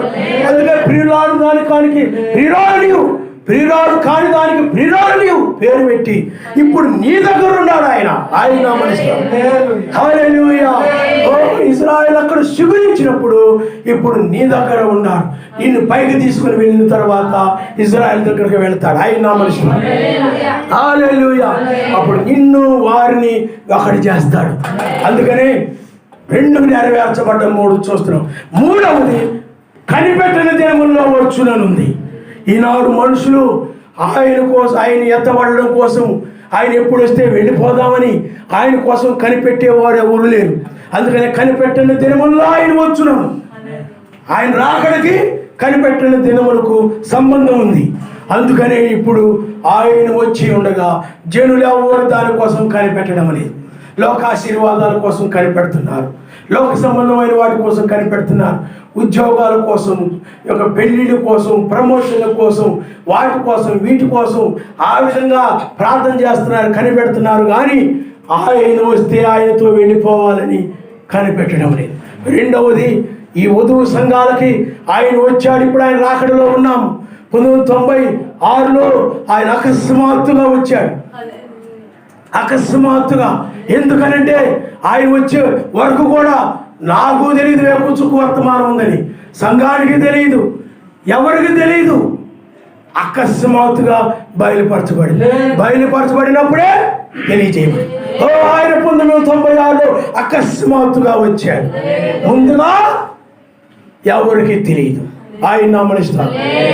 హల్లెలూయా. దావీదు తరంగం మీదకి వచ్చిన రీతి కానీ, దావీదు ఇశ్రాయేలు విమోచించుటకు వచ్చినట్టుగానే ఇప్పుడు కూడా ఆయన నిన్ను దేహం నుండి విమోచించుట కొరకై గొల్యాతు వంటిది ఈ శరీరము. ఈ శరీరం బలమైనది. ఎందుకంటే లోకరీతిగా బలమైంది ఈ శరీరం. ఎందుకంటే ఈ శరీర సంబంధం, ఈ శరీరం అనేది ఒక కులానికి, లేకపోతే ఒక మతానికి, ఒక బంధువులకి ఈ విధంగా ఉంటుందన్నమాట. అందుకని ఈ శరీరానికి బలం ఎక్కువ, లోక బలం ఎక్కువ, ధన బలం ఎక్కువ, బంధు బలం, ఇవన్నీ ఉంటాయి ఈ శరీరానికి. ఈ శరీరాన్ని బట్టి మనవడేరా అంటున్నారు. మనోళ్ళే, మన కులపోళ్ళే, మన తెగోళ్ళే, మన బంధువులే. ఈ శరీరాన్ని బట్టి దీనికి బలం ఎక్కువ ఉంటుంది. పరిశుద్ధాత్మ పిల్లారా దీనికంటే బలమైంది ఆయన. హల్లెలూయా. లోకంలో జీవిస్తున్న వాడికంటే మీలో ఉన్నవాడు గొప్పవాడు. ఆయన సృష్టికర్త. ఈ శరీరానికి సంబంధించిన వాళ్ళందరూ కూడా మృతులు. నీలో ఉన్నవాడు, పైన ఉన్నవాడు, నీ ప్రియుడు, నీవాడు. నీవు ఆయనకు సంబంధించిన దానివి, ఆయన నీవాడు. ఎవరైనా మెస్స ఎవరనంటే నావాడు అని చెప్పాలి. నీవు నా ప్రియుడు, నా ప్రియుడు, నావాడు, నా ప్రియునికి నే సొంతమిగా, నా ప్రియుడు. ఆయన ఎవరు చెప్పండి? నావాడు. ఆయన శరీర సంబంధి కాదు, ఆత్మను బట్టి ఆయన నావాడు.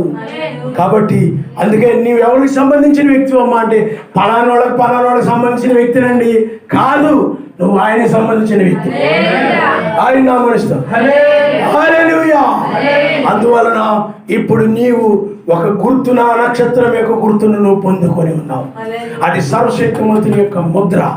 అది సొలొమోను ఉంగరమును ఆమోద ముద్ర కింద ఉండేది. అందువల్ల ఈ ముద్ర పొందుడు ద్వారా నువ్వు ఆయన రాజ్యానికి ఆమోదించబడ్డావు. నీ ప్రార్థన, నువ్వు చేసే కార్యాలు, నువ్వు చేసే పరిచర్యలు ప్రతిదీ కూడా ఆమోదించబడతా ఉంటాయి. ఆయన హల్లెలూయా. నువ్వు చేసే విన్నపాలు ఏమవుతాయి చెప్పండి?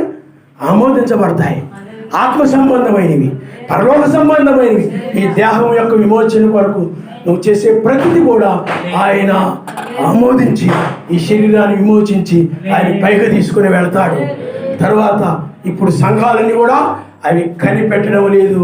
కానీ నువ్వైతే ఇప్పుడు నువ్వు కూడా ఆయన నీతో ఉన్నాడు కనుక ఆయన నిన్ను ఈ తెల్లవారుజామున ఆయన నిన్ను ఆ మధ్యాకాశంలో ఆత్మీయంగా నడిపిస్తూ ఉన్నాడు. రేపొక శారీరకంగా వెళ్ళింది ఏంది, అది శారీరకంగా విడుచుకుంటా వెళ్ళింది. ఆ యొక్క బంధువులని ఆ కుటుంబాన్ని విడుచుకుంటూ వెళ్ళిపోయింది. నీవు కూడా ఇప్పుడు ఆత్మీయంగా విడుచుకుంటూ వెళ్ళిపోతున్నావు. ఆత్మీయంగా అంటే ఆమె శరీరీతిగా వెళ్ళింది, నువ్వు ఆత్మీయంగా లోక సంబంధమైన ఆశలు ఆపేక్షలు ఇవన్నీ నీ బంధువులు, శరీర సంబంధమైన బంధువులు, శరీర సంబంధమైన చుట్టాలు. ఈ చుట్టాల్లో ఉండేవి ఇవే, నీ లోకంలో వారిలో ఉండేవి ఇవే. అసూయ, ద్వేషము, క్రోధము ఇవన్నీ ఎప్పుడైతే విడిచిపెట్టేసావో వాళ్ళను కూడా విడిచిపెట్టేసినట్టు లెక్క. ఇప్పుడు నీవు వీటి నుండి పైకి వెళ్ళిపోతున్నావు అన్నమాట. ఇక్కడ వీటిని విడిస్తేనే శరీరం మారి పైకి వెళ్ళిపోతుంది, మారి పైకి వెళ్ళిపోతుంది. కాబట్టి ఇప్పుడు ఈ ముద్ర ద్వారా నువ్వు పైకి వెళుతూ ఉంటే నువ్వు ఇప్పుడు ఆయన ఎప్పుడు వస్తాడా అని కనిపెట్టడం లేదు. కానీ ఇప్పుడు నీవు ఆయనతో వెళ్ళాలని నువ్వు అనుకుంటున్నావు. ఆయన మనిషితో హల్లెలూయా. ఆయన నన్ను తీసుకుని వెళ్ళడం దొంగవలే ఆయన వచ్చాడు, అకస్మాత్తుగా ఆయన వచ్చాడు. ఇప్పుడు నన్ను తీసుకుని వెళ్ళడానికి వచ్చాడు. ఈ దినం ఏమిటో, ఈ జామ్ ఏమిటో, ఈ గడి ఏంటో ఆయన బయలుపరిచాడు. నేను ఏ విధంగా ఉంటే ఆ మహిమను కలిగి ఉంటాను బయలుపరిచాడు. ఇప్పుడు నేను ఆయన కొరకు కనిపెట్టుడు కాదు, కానీ ఇప్పుడు ఆయన నా కొరకు ఆయన వచ్చాడు కాబట్టి ఇప్పుడు నేను ఆయనతో వెళుతున్నాను. ఆయన మనిషి రెబ్బకాతో అదే అంటారు, నువ్వు వెళ్ళేదవా 10 దినములైనా ఉండనివ్వమంటే నువ్వు వెళ్ళేదవా అని అంటే వెళ్ళేదను. ఆయన నా మనిషి ఏమి సందేహించరా. వాళ్ళని అడిగి చెప్తాను, వీళ్ళని అడిగి చెప్తాను. మా అమ్మోళ్ళు ఏమంటారు, మా అమ్మని అడగండి, మా నాన్న అడగండి, మా తమ్ముడిని అడగండి, లేదా వాళ్ళని అడగండి, వీళ్ళని అడగండి, అప్పుడు నేను చెప్తాను. లేదా మా ఆయన్ని అడగండి, నా భార్యని అడగండి, నా పిల్లల్ని అడగండి, వాడు సరేనంటే అప్పుడు నేను ఆ విధంగా చెప్పరా. రక్షణ అనేది వ్యక్తిగత నిర్ణయము. ఆయన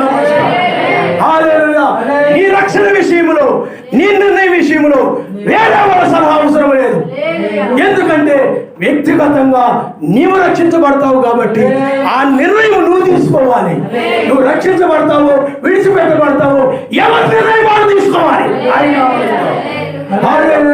నువ్వేంటో చెప్పు. ఈ రక్షణ విషయంలో, ఈ వర్తమాన విషయం నీ అభిప్రాయం ఏంటో చెప్పు. నీ అభిప్రాయాన్ని బట్టి నేను నడుస్తాను అది కాదు. ఒక అభిప్రాయాన్ని బట్టి, ఒక నిర్ణయాన్ని బట్టి నడిచేది ప్రత్యక్షత అవ్వదు. నువ్వు ప్రత్యక్షత పొందినప్పుడు వ్యక్తిగతంగా నువ్వు నిర్ణయం తీసుకుంటావు. ఆమె వ్యక్తిగతంగా నేను వెళ్ళాలి, నేను వెళతాను, ఆ ఇస్సాకు నేను కలుసుకోవాలి, నేను కలుసుకుంటానని ఆయన దగ్గరికి వెళ్ళడం కోసమై వెళ్ళాలని సొంతంగా వ్యక్తిగతంగా నిర్ణయం తీసుకుంది ఆయన మనిషి. హల్లెలూయా. ఇంకొక నిర్ణయం మీద ఆధారపడలేదు. వాడు మీరు నిర్ణయించేది ఆలోచించి చెప్పండి అని అనలేదు ఆమె. ఆమె నేను రక్షించబడాలి, ఇస్సాకుని ఎదుర్కోవాలని ఆమె సొంత నిర్ణయము తీసుకోలేదు. కానీ ఆమెకు ప్రత్యక్షత ద్వారా నిర్ణయం తీసుకుంది. ఆయన అందరూ తీసుకుంటున్నారు కదని తీసుకోలేదు. ప్రత్యక్షత ద్వారా ఆయనే నా భర్త, ఆయనే నా ప్రియుడు, ఆయనే ఇస్సాకు, ఆయనే నా ఏలువాడు అని ఆమె ప్రత్యక్షత ద్వారా ఆ నిర్ణయాన్ని తీసుకుని ఆమె వెళ్ళిపోయింది. కాబట్టి ఇప్పుడు మనము వేపు నక్షత్రం ద్వారా మనము ఆయన ఎదుర్కొనే ప్రయాణంలో మనం ఉన్నాము. ఆయన ఎదుర్కోబోతున్నాము. అందుకని ఆయన ఆకాశ మండలంలోకి వస్తాడు మహిమ శరీరముతో. నీవు కూడా మహిమ శరీరముతో మధ్య ఆకాశానికి వెళ్తావు. అందుకని పెళ్లి కుమారుడు ఆ యొక్క అంతఃపురంలో రాగా పెళ్లి కుమార్తె గదిలో నుండి వెళ్ళను. అది ఆయన రాకడ, ఆయన నామం. హల్లెలూయా, హల్లెలూయా. ఓ లోకమంతా కూడా ఆయన కొరకు కనిపెట్టేవారు ఉన్నారు. లోక సంబంధమైన వాటి కోసం కనిపెడుతూ ఉన్నారు. కొంతమంది అయినట్లయితే పిల్లారా పూర్తిగా లోకంలో కలిసిపోయిన వారు ఉన్నారు. కానీ గమనించండి, వధువు ఆయన ఎవరైతే కనిపెట్టుకున్నారో తన కొరకు వాడు రక్షించడానికి ఆయన వచ్చాడు నా ఎరిగి ఉన్నది కనుక ఇప్పుడు ఆయన కొరకు కనిపెట్టట్లేదు. ఆమె ఆయనతో ఉన్నది, ఆయన ఆమెతో ఉన్నాడు. అయితే ఆ సంఘాలైనట్లయితే ఆయన కొరకు కనిపెట్టడం, ఆయన ఎప్పుడు వస్తాడని, ఇంకా వాళ్ళు ఇంకా సమయం ఉందిలే, ఇంకా ఆలస్యం చేస్తున్నాడులే, ఇంకా బోల్డ్ మంది మారాల్సి ఉంది, ఆ కొండల్లో లోయల్లో ఆ సముద్రం దగ్గర అక్కడెక్కడ ఉన్నాడు బోల్డ్ మంది మారలేదు, ఇంకా అడుగు మనుషులు ఆ బండోళ్ళు గేండోళ్ళు వాళ్ళు వీళ్ళు ఉన్నారు, వాళ్ళు ఇంకెవరు మారలేదు, అందరికి ఇంకా సువార్త అందలేదులే. బైబిల్ ఏం చెప్తుందనండి, సర్వ సృష్టికి సాక్షార్థంగా ప్రకటించబడిన అందరూ మారాక రాకడ జరుగుతున్న బైబిల్ చెప్పడం వల్ల సాక్షార్థంగా రేపు ఎవరు కూడా మాకు ఇది చెప్పలేదు ప్రియులారా. అందుకనే ఆయన ఈ చివరి కాలంలో ప్రపంచం మొత్తాన్ని కూడా ఆయన ప్రకటింపజేసుకున్నాడు. కానీ ఇప్పుడైనట్లయితే ఆయన వధువుకు మాత్రమే దీన్ని తెలియజేసుకుంటున్నాడు. ఆయన నమ్మకం. అందుకని దీన్ని రహస్యంగా జరుగుతూ ఉంది, నీకు ఆయనకి మధ్యకు సంబంధించిన విషయం. అందుకని నీ ఆ భర్త లేకపోతే ఆ పెళ్లి కుమారుడు తన రహస్యాలని కూడా నీకు బయలుపరుస్తూ ఉన్నాడు. ఆ శరీరాన్ని ఎలా పొందుకోవాలి, ఆ మహిమ శరీరాన్ని ఎలా పొందుకోవాలి, ఇది ప్రత్యేకమైనటువంటిది, అందరికి సంబంధించినది ఇది కాదు. అందువల్ల ఈ రహస్యముగా జరుగుతూ ఉంది. అందుకని ఇది లోకానికి తెలియదు. అందుకని ఎప్పుడు వచ్చాడో ఎప్పుడు తీసుకుని వెళ్ళాడో కూడా తెలియదు. ఆయన మనిషి హల్లెలూయా హల్లెలూయా. మిగతా సంఘాలని కూడా ఆయన కొరకు కనిపెట్టకుండా ఈ లోక సంబంధం వాటిలో పడిపోయి, ఆ యొక్క విచారాల్లో పడిపోయి, ఈ యొక్క సమస్యల్లో పడిపోయి, ఒడిదుడుకుల్లో పడిపోయి, వాడి గురించి ప్రార్థన చేసుకుంటూ, వాడి గురించి కనిపెడుతూ, ఇంకా ఆయన రాకడ గురించి మర్చిపోయి, ఇంకా ఈ విధంగా మనం ఆయనలో లోకరీతిగా వృద్ధి చెందడమే, ఆయన్ని కలిగి ఉండేదో లోకరీతిగా వృద్ధి చెందడమే భక్తి అనుకొని ఆ మార్గంలో అందరూ వెళ్ళిపోతూ ఉంటారు. అందువల్ల లోకంలో ఎవరు కూడా ఆయన కొరకు కనిపెట్టడం లేదు, బహు కొద్ది మంది తప్ప.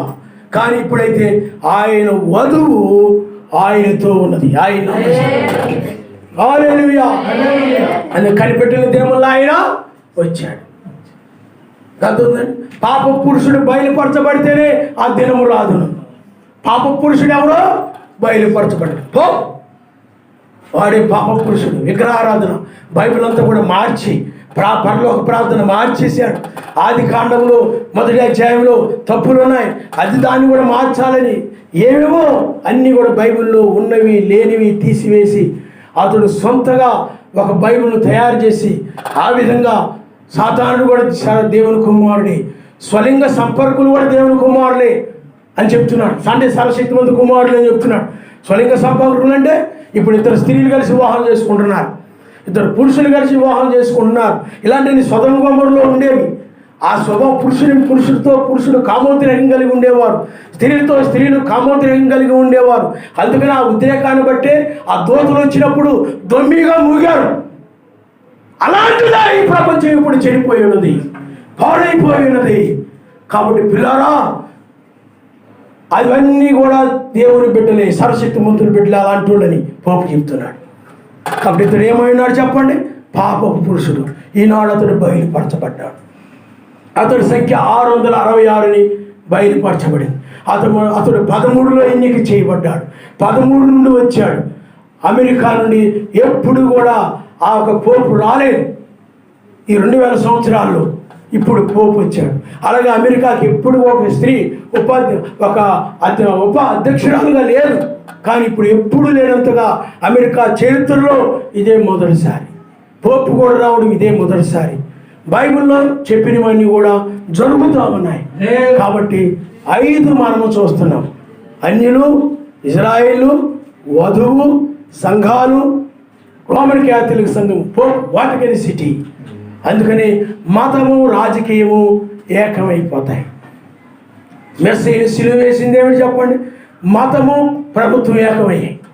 యూదా మతము రోమా ప్రభుత్వము ఏకమైపోయి సిలువ వేశారు. రేపు యూదులు కూడా భయంకరమైన శ్రమలు వస్తాయి. అప్పుడు ప్రభుత్వము అలాగే మహావేశ్యాలుగా రోమన్ క్యాథలిక్ సంఘము ఒకటవుతాయి. ఆ ఒకటయ్యి యూదుల్ని బహుగా హింసిస్తారు. ఆ టైంలోనే మోషే, ఏలియాలు రంగం మీద ఉంటారు. వారు ఐగుప్తు దేశంలో వలె ఆ యొక్క యెజెబెలు కాలంలో చేసినట్టుగా ఏలియా, మోషే ఆ విధంగా భూమి మీద వాళ్ళు కార్యాలు జరిగిస్తారు. అప్పుడు చాలా భయంకరమైన శ్రమలు. సృష్టి ఆరంభం నుండి కూడా అలాంటివి జరగలేదు. అవి మహాశ్రమలు. అందుకని మొదటి ప్రపంచ యుద్ధం అవి మొదటి శ్రమ, రెండవ ప్రపంచ యుద్ధము రెండవ శ్రమ, రాబోయేది మూడవ ప్రపంచ యుద్ధం. అది 3వ శ్రమ. భయంకరమైన మహాశ్రమ. అది సృష్టి ఆరంభంలో కూడా అలాంటిది లేదు. కాబట్టి పిల్లారా, అలాంటి శ్రమలు భూమి మీదకి రాబోతూ ఉన్నాయి. ఇది సత్యము. వాక్యం ఆయన చెప్పేది సత్యం. ఇది ఆయన యొక్క మాట. మనము ఎత్తబడే సమయంలో మనమున్నాం. కాలాలను బట్టి, సమయాలను బట్టి, వీటన్నిటిని బట్టి మనం చూస్తున్నాం.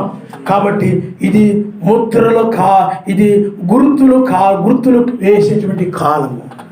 నీకు ఒక గుర్తు, వాడికి ఒక గుర్తు. అందుకని ఈ గుర్తు కలిగిన వారు ఇంకా అలాగే పరిశుద్ధాత్మ గుర్తు అనగా ఈ యొక్క మెస్సయ్య యొక్క గుర్తు కలిగిన వారు ఇంక ఎప్పుడు కూడా ఆయనతోనే ఉంటారు. సదా ఆయనతో ఉంటారు. ఈ 666 ముద్ర కలిగిన వారు ఎప్పుడు ఆ నిత్య శిక్షలో ఉంటారు. నిత్యము నిత్య శిక్షలో ఉంటారు. నువ్వు నిత్యము ఆయన రాజ్యంలో ఉంటావు. అందుకనే ఆ రోజుల్లో వారు ఖడ్గము చేత సంహరించబడ్డారు. కానీ ఇప్పుడు అలాగ కాదు, నిత్య శిక్షగా ఆయన పడవేస్తాడు. నిత్య శిక్ష అంటే పిల్లారా, బైబిల్లో మనం చూసినట్లయితే ఇంతకుముందు కృపకాలం అంటే నువ్వు ఏదైనా వాక్యాన్ని మీరిపోయినప్పుడు పశ్చాత్తాపడితే ఆయన కనికరపడేవాడు. ఆయన కనికరపడేవాడు. ఇజ్రాయిల్ ఉన్నారు, వాక్య విరోధంగా ఉన్నప్పుడు బబులోను వాళ్ళు వచ్చి చెరపట్టుకొని పోయేవారు. వాళ్ళు పశ్చాత్తాపడిపోయినప్పుడు మరలా వారిని తిరిగి వాళ్ళ దేశానికి తీసుకొచ్చేవాడు, కనికరపడేవాడు. రేపైనట్లయితే పశ్చాత్తాపడినా ఇక కనికరము దొరకదు. ఎంత భయంకరమైన కాలం రాబోతుందో ఆలోచించేయండి. అందుకనే ఆస్తి ఉగ్రత దినమున రక్షించదు. నీ వారెవరు కూడా నిన్ను రక్షించరు. ఈ సమయంలోనే ఆయన యొక్క ముద్ర కిందకి నీవు రావాలి. ఇప్పుడు ఆయన ఒకవైపు ముద్రను పట్టుకుని ఉన్నాడు, ఒకవైపు సంహరించడానికి ఖడ్గమును ఆయన పట్టుకుని ఉన్నాడు. ఆ ఖడ్గము అది కనికరము లేని ఖడ్గం. ఇంకా పశ్చాత్తపడినా అయ్యా నేను పాపినయ్యా అన్నా కానీ ఆ ఖడ్గం ఇక కనికరపడదు. నీ మీద మాత్రమే ఆయన కనికరపడి ఇప్పుడు రక్షిస్తూ ఉన్నాడు. అందుకని పిల్లారా, కృపాకాలం అయిపోయింది, కనికరపడే కాలం అయిపోయింది. నువ్వు ఎత్తబడిన తర్వాత ఇంకా భూమి మీద ఎలాంటి కనికరము లేకుండా భయంకరమైన శ్రమలు వస్తాయి. ఇప్పటికి ఆల్రెడీ ఆయన కనికరము భూమి మీద మూసివేయబడింది. ఇంకా భూమి లోకం మీద ఆయన కనికర పడడం లేదు. అందుకని ఆయన వదిలేశాడు. ఎవరి ఆలోచనకు వాళ్ళు వదిలేశాడు, ఎవరి ఇష్టాలకు వాళ్ళు వదిలేశాడు. అందుకని ఎవరి ఇష్ట ప్రకారం వాళ్ళు నడవనివ్వండి, ఎవరి ఇష్ట ప్రకారం వాళ్ళని జీవించనివ్వండి. ఆయన ఏర్పాట్లు ముందు నిర్ణయంలో ఉన్నవారు మాత్రమే, ఆ ఏర్పాట్లో ఉన్న వారు మాత్రమే వారు ప్రత్యక్షత కలిగిన వారు. ఇది వినడం వల్ల వచ్చేది కాదు, ఈ వాక్యం విన్నంత మాత్రాన దొరికేది కాదు. నీకు ఒక బయలుపాటు ద్వారా పొందుకుంటున్నావు. ఆయన హల్లెలూయా, హల్లెలూయా. అందుకని బైబిల్లో మనము సౌలు రాజుని గురించి మనం చూస్తుంటాం. సౌలు గురించి మనం చూస్తుంటాం. అతడే పౌలు, అపోస్తలుడైన పౌలు. అతడు అనేక మంది క్రైస్తవులను చంపాడు అతడు. కానీ అతడు ఒకప్పుడు ఒక దర్శనాన్ని పొందినప్పుడు అతడు ఏమైపోయాడంటే, ఆ దర్శనాన్ని పొందినప్పుడు అతడు మారిపోయాడు. అతడు దర్శనాన్ని పొందినప్పుడు, ప్రత్యక్షతను పొందినప్పుడు వాటిని విడిచిపెట్టేశాడు. ఇదంతా కూడా ధర్మశాస్త్రం అంతా కొట్టివేయబడింది. ధర్మశాస్త్ర కాలం అయిపోయింది. ఇంక ఇప్పుడు ఇది మెస్సీ యొక్క కాలము. ఆయనే రక్షకుడుగా వచ్చాడు. ఇప్పుడు మేము రక్షించబడేది ఆయన రక్తం వల్లనే అనే ప్రత్యక్షత వచ్చింది. సౌలా నీవేళ నన్ను హింసిస్తున్నావు అన్నాడు ఆయన. ఈనాడు కూడా నువ్వు ప్రత్యక్షత పొందడం ద్వారా ఏం జరుగుతుందంటే, ఇక ఈ లోకముల కృపా ద్వారా మూయబడింది, ఇది ఇక ఉండదు, దీన్ని ఇక నేను చూడను, నిత్యమైన దాన్ని నేను చూడబోతున్నాను. ఇప్పుడు ఆయన తెల్లవారుజామున లోతును దాటించిన రీతిగా, అలాగే దానియేలును పైకి తీసిన రీతిగా, ఆయన తెల్లవారుజామున సమాధిలో నుండి పైకి వచ్చిన రీతిగా ఇప్పుడు కూడా నేను పైకి వెళ్ళే సమయం ఇది. ఈ సమయంలో కనుక నేను ఎత్తపడకపోతే నిత్య శిక్షణ చూడాల్సిందే. అది ప్రత్యక్షత. ఆయన హల్లెలూయా. ప్రత్యక్షతను బట్టి మనము లోకమును విడిచిపెట్టి మనం ముందుకు వెళుతున్నాం. ఆయన నామనిస్తాం. హల్లెలూయా. ఆ ప్రత్యక్షతను బట్టి మనము లోకములో ఉన్న వాటిని మనం ప్రేమించుటలేదు, ఆయన యొక్క వాక్యమును మనము ప్రేమిస్తున్నాం. అందుకన్నిటికంటే ఆయన్ని ఎక్కువగా మనం ప్రేమిస్తున్నాం. కారణం ఏమిటంటే నీ భర్త, నీ కుటుంబము, లేదా నీ భార్య, నీ పిల్లలు వీళ్ళందరూ ఇచ్చే దానికంటే కూడా ఆయన అమర్త్యమైన దాన్ని ఇచ్చేవాడు. ఆయన అమర్చుతాడు. హల్లెలూయా. ఈ తాత్కాలికమైన వాటిని చూసుకుని నా భర్తకి నేనంటే ఎంత ప్రేమో, నా భార్యకి నేనంటే ఎంత ప్రేమో, అన్నీ తెచ్చిపడేస్తున్నారు, నేనంటే ఎంత ప్రేమో నువ్వు అనుకోవచ్చు. కానీ ఇది తాత్కాలికమైంది. కానీ అసలైనది నిత్యము ఆయనతో నీవు ఉండేది. అసలైన ప్రేమను నీకు ఆయన ఇస్తూ ఉన్నాడు. అసలైన ప్రేమను చూస్తున్నాడు. ఆ ప్రేమే తలరాయి. ఆ ప్రేమతో వచ్చాడు ఇప్పుడు ఆయన. అప్పుడు ఏంటంటే కలవరి శిలువలో రక్తమును చిందించుట కొరకై ఆ శరీరముతో ఆయన వచ్చి రక్తమును చిందించి ఆ ప్రేమను చూపించాడు. ఇప్పుడు అయినట్లయితే యావదాస్తి మీద నిన్ను ఆయన నియమిస్తూ ఉన్నాడు. గొప్ప ప్రేమ. ఆయన వల్ల ప్రేమ కలిగిన వారు ప్రపంచంలో మరి ఎవరూ లేరు. ఆయన వంటి మంచివారు మరి ఎవరూ లేరు.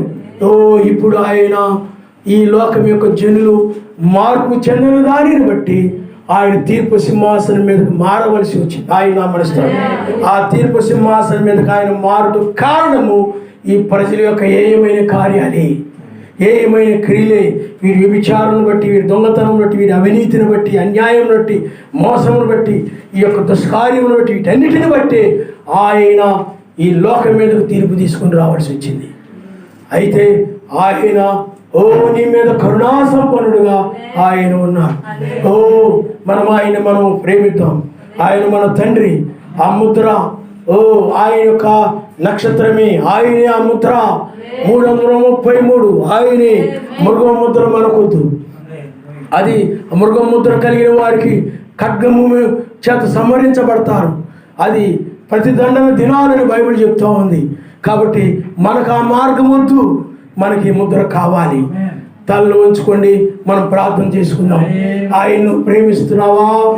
నీ కొరకే ఆయన కలవరి శిలువ రక్తముని చిందించాడు. నీ కొరకు ఒక వర్తమాన్ని కూడా పంపించాడు. ఆయన నీ కొరకే, నీ రక్షణ కొరకే 7 సంఘ కాలములు 7 దూతలు పంపించాడు. 7వ దూత వాళ్ళందరూ వచ్చింది నీ కొరకే. ప్రతి కార్యం నీ కొరకే చేయబడింది. ఆయన కలవరి శిలువలో వేలాడాడు అని అంటే అది నీ గురించే.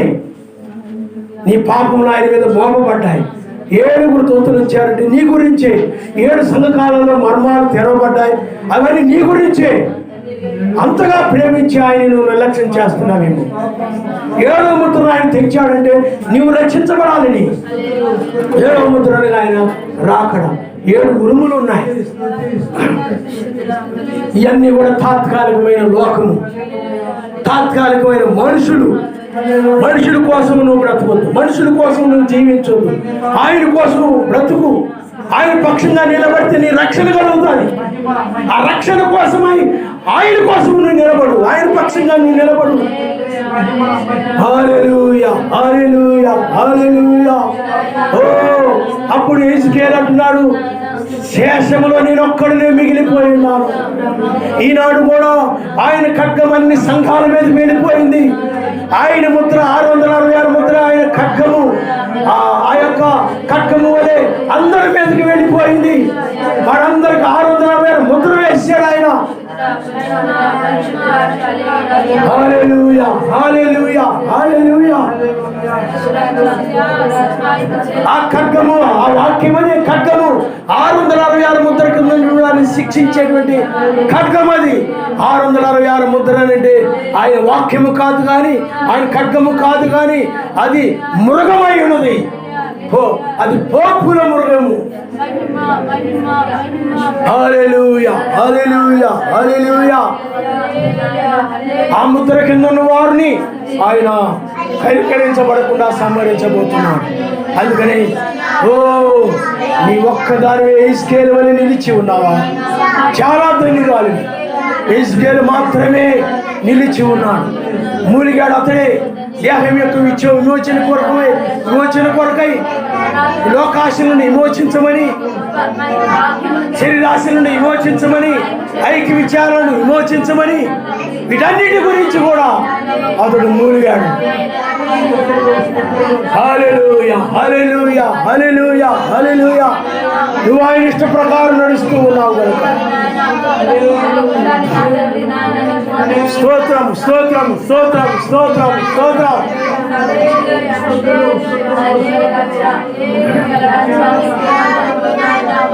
హల్లెలూయా. ఈనాడు వాక్య ఖడ్గముగా ఆయన మనకి సర్వశక్తిమంతుని యొక్క ముద్రగా ఆయన ఉన్నాడు. ఈ ఖడ్గము ద్వారా మనం రక్షిస్తూ ఉన్నాడు. ఇదే ఖడ్గము ద్వారా లోకమును ఆయన నాశనం చేస్తూ ఉన్నాడు. ఏ తలరాయి అయితే వధువు రక్షించిందో అదే తలరాయి రోమా సామ్రాజ్యం మీద పడిపోయింది. ఆయనే ఆ వాక్యమే 666 అనే ముద్ర ఈ లోకం మీద ఆ కయ్యూనికి ఆయనకి వేసినట్టుగానే లోకానికి 666 ముద్రను ఆయన వేస్తూ ఉన్నారు. ఇంకా వారికి 666 ముద్ర కింద ఉన్న వారికి కనికరం ఉండదు. ఏకో నక్షత్ర వర్తమానం తిరస్కరించిన వారి మీద కనికరం ఉండదు.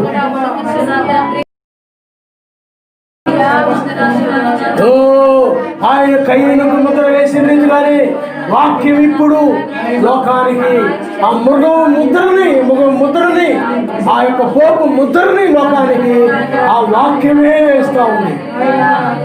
నీకు ఆ యొక్క ఆయన ముద్రని వాక్యమే ఇప్పుడు వేస్తా ఉంది.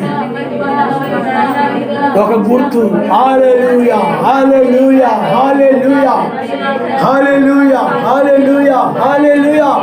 ఆ మృగం యొక్క గుర్తు యోహాను సువార్త 6వ అధ్యాయము 66వ వచనంలో ఆ ముద్ర ఉంది. తిరస్కరించిన వారికి ఆ ముద్ర. అపోస్తలుల బోధని 7 దూతల యొక్క వర్తమానమును ఇప్పుడు వేగో నక్షత్రమును తిరస్కరించినటువంటి వధువు సంఘాలకు ఆ ముద్ర వేయబడతా ఉంది. ఆ హిజ్కేలు గ్రంథములో 9వ అధ్యాయములో ఇప్పుడు ఆయా పరిశుద్ధ స్థలము దగ్గర ఉండే తీర్పు ఆరంభమైన రీతిగానే ఇప్పుడు కూడా తీర్పు ఆరంభమైంది. వధువు ఇంటి యొద్ద నుండి ఇది నీ యొక్క గృహం అనగా సర్వశక్తిమంతుని ఇల్లే ఆయన వధువు. హల్లెలూయా, హల్లెలూయా, హల్లెలూయా. మూలుగుచున్నవారు ఇప్పుడు విమోచించబడుతూ ఉన్నారు. ఒక గుర్తును పొందుతున్నారు. నువ్వు నీతి, సమాధాన, పరిశుద్ధాత్మ, ఆనందం కలిగి ఉంటే ఒక గుర్తును నువ్వు పొందినట్టే, విమోచించబడినట్టే నువ్వు. హల్లెలూయా, హల్లెలూయా, హల్లెలూయా. ఆయన పరిశుద్ధ పర్వతం మీద ఆ శరీరం విమోచించబడి మహిమ శరీరము ధరించుకునే రీతిగా నీవు కూడా ఇప్పుడు ఈ శరీరం విడిచి మహిమ శరీరం ధరించుకుని ఉన్నావు. ఆ మహిమ శరీరమే సర్వశక్తిమంతుని యొక్క ముద్ర. 666 ముద్ర పరిశుద్ధాత్మ యొక్క ముద్ర అది. హల్లెలూయా, హల్లెలూయా, హల్లెలూయా, హల్లెలూయా, హల్లెలూయా. ఆ యొక్క రాహాబు స్త్రీ ఎర్రని దారాన్ని ఒక గుర్తుగా కలిగి ఉంది. ఆ గుర్తును బట్టి ఆమె రక్షించబడింది. ఈనాడు కూడా పరిశుద్ధాత్మని గుర్తును కలిగి ఉండి మూలుగుతూ ఉన్నావు. కానీ ఇప్పుడు ఆయనే నీకు గుర్తుగా ఉన్నాడు. ఇక పూర్తిగా నీ భర్తే నీకు గుర్తు. నీవెవరనేది నీ భర్తే నీకు గుర్తుగా ఉన్నాడు. ఆయనే మెస్సయ్య, ఆయనే పెండ్లి కుమారుడు. ఆ ముద్ర అనగా ఆయనే నీ ప్రాణప్రియుడే. నువ్వు పెళ్లి కుమార్తె వనుకు ఒక గుర్తుగా ఉన్నాడు. వేగు నక్షత్రమే నువ్వు ఆయన వధువు అనుటకు ఒక గుర్తుగా ఉన్నది. ఆయనే పెళ్లి కుమారుడు. హల్లెలూయా, హల్లెలూయా. వాక్యముగా ఆయన ఉన్నాడు, అదృశ్యముగా ఆయన ఉన్నాడు, వాక్యముగా ఆయన ఉన్నాడు, వాక్యముగా మనతో మాట్లాడుతూ ఉన్నాడు, వాక్యముగా మనతో. ఆయన వధువు పరిశుద్ధాత్మ కింద వధువు. అలాగే పోపు కింద ప్రపంచ ఐక్యత కింద ఉన్నటువంటి ఆ యొక్క వధువు ఈ కళ్ళములో ఒక గుర్తును పొందుతూ ఉన్నాయి. నిత్యత్వ గుర్తు. ఈ గుర్తు ద్వారా ఇంకా పరిపూర్ణంగా లోకముని తెంచబడుతుంది. లోకము ఆ గుర్తు కలిగి ఉండడం ద్వారా పరిపూర్ణంగా ఆమె లోకముని తెంచబడి నిత్య శిక్షలోకి వెళ్ళిపోతా ఉంది. హల్లెలూయా హల్లెలూయా. ఆయన్ని మనం ప్రేమించాలి. మన ప్రియుడు ఆయన్ని పక్కన పెడుతున్నావేమో, ఆయన నిర్లక్ష్యం చేస్తున్నావేమో. అందరూ 2 చేతులు పైకెత్తి స్తోత్రాలు స్తోత్రాలు స్తోత్రాలు స్తోత్రాలు. ఓ సర్వోన్నతుడా, మహిమ కలిగిన వాడా, నీకు వందనాలు నాయనా, వందనాలు నాయనా, వందనాలు నాయనా. హల్లెలూయా హల్లెలూయా హల్లెలూయా హల్లెలూయా. ఆనాడు యెహెజ్కేలు గ్రంథంలో 9వ అధ్యాయంలో జరిగినది ఇప్పుడు మా మధ్య జరగడం మేము చూస్తున్నాము నాయన. ఆ యెహెజ్కేలు గ్రంథంలో ఆ యొక్క శిరాబుడ్డి పట్టుకొని ఉన్నటువంటి, ఆ ఖడ్గము పట్టుకొని ఉన్నటువంటి ఆ ముద్ర మరియు సంహరించబడము ఆనాడు ఆ యొక్క యెహెజ్కేలు చూపబడిన రీతిగా ఇప్పుడు మా మధ్యది జరగడం మేము చూస్తూ ఉన్నాము నాయన. హల్లెలూయా హల్లెలూయా హల్లెలూయా. ఓ సర్వోన్నతుడా, మహిమ కలిగిన వాడా, అయ్యా మేము దీనులముగా నీ చెంతకు మేము వచ్చి ఉన్నాము నాయన. మాకు ఏ జ్ఞానము లేదు, మాకేమీ తెలియదు. కానీ నాయన నీ కృప ద్వారానే ఇవన్నీ మేము చూడగలుగుతున్నాం. నిజముగా నాయన నీవు మమ్మల్ని అయ్యా నువ్వు జగత్తు పునాది వేయబడక మునిపే మీరు మమ్మల్ని ఎన్నుకొని ఉన్నారు నాయన, నిర్ణయించుకొని ఉన్నారు. అందువలనే మేము నాయన హృదయ రహస్యాలు బయలుపరచడం ద్వారా నీ దగ్గరకు రాలేదు, కానీ లేకపోతే స్వస్థతలు మా జీవితాల్లో జరగడం ద్వారా నీ దగ్గరకు రాలేదు, కానీ ఈ వాక్యము బయలుపాటు ద్వారా మీ దగ్గరకు మేము వచ్చాం. అయితే మూడో ఈడుపులో వాక్యము, ఆ రాకడ యొక్క వాక్యము ఆ బయలుపరచబడడం మేము చూస్తున్నాము నాయన. ఈ రక్షణ కార్యం బయలుపరచబడుతున్న దానిని బట్టి ఈ 2వ రాకడ, 7వ ముద్ర, ఈ తీర్పు ఇవన్నీ బయలుపరచబడుతున్న దాన్ని బట్టి ఈ మాటలకు మేము ఆకర్షితులమై నా తండ్రి మేము అయా నీ చెంత మేము కూడి ఉన్నాము నాయన. హల్లెలూయా హల్లెలూయా హల్లెలూయా హల్లెలూయా హల్లెలూయా. అది పరిశుద్ధాత్మ ద్వారానే జరిగిందని మేము చూస్తున్నాము. మా అంతట మేము కాదు నాయన, మా అంతట మేము ఆకర్షించబడలేదు, నా తండ్రి ఆకర్షించితేనే అని మీరు చెప్తుంది. నీవు ఎవరిని ఆకర్షిస్తావో వాళ్ళే నీ దగ్గరికి వస్తారు. నీవు నీ ప్రజలను ఆకర్షించావు. ఈ యొక్క బయలుపాటు నీ వధువును ఆకర్షించింది. హృదయ రహస్యాలు సమరీ స్త్రీని ఆకర్షించాయి. ఆమె ఆ యొక్క తన ఊరి వారందరికీ కూడా ఆ విషయాన్ని తెలియజేసింది. ఆ స్వస్థత అనేటువంటిది ఆనాడు ఒక స్త్రీని, ఆ రక్తస్రావం కలిగిన స్త్రీని ఆ స్వస్థపరచబడి ఆ స్వస్థత ద్వారా ఆమెను ఆ విధంగా స్వస్థపరిచి ఆమెను ఆకర్షించావును.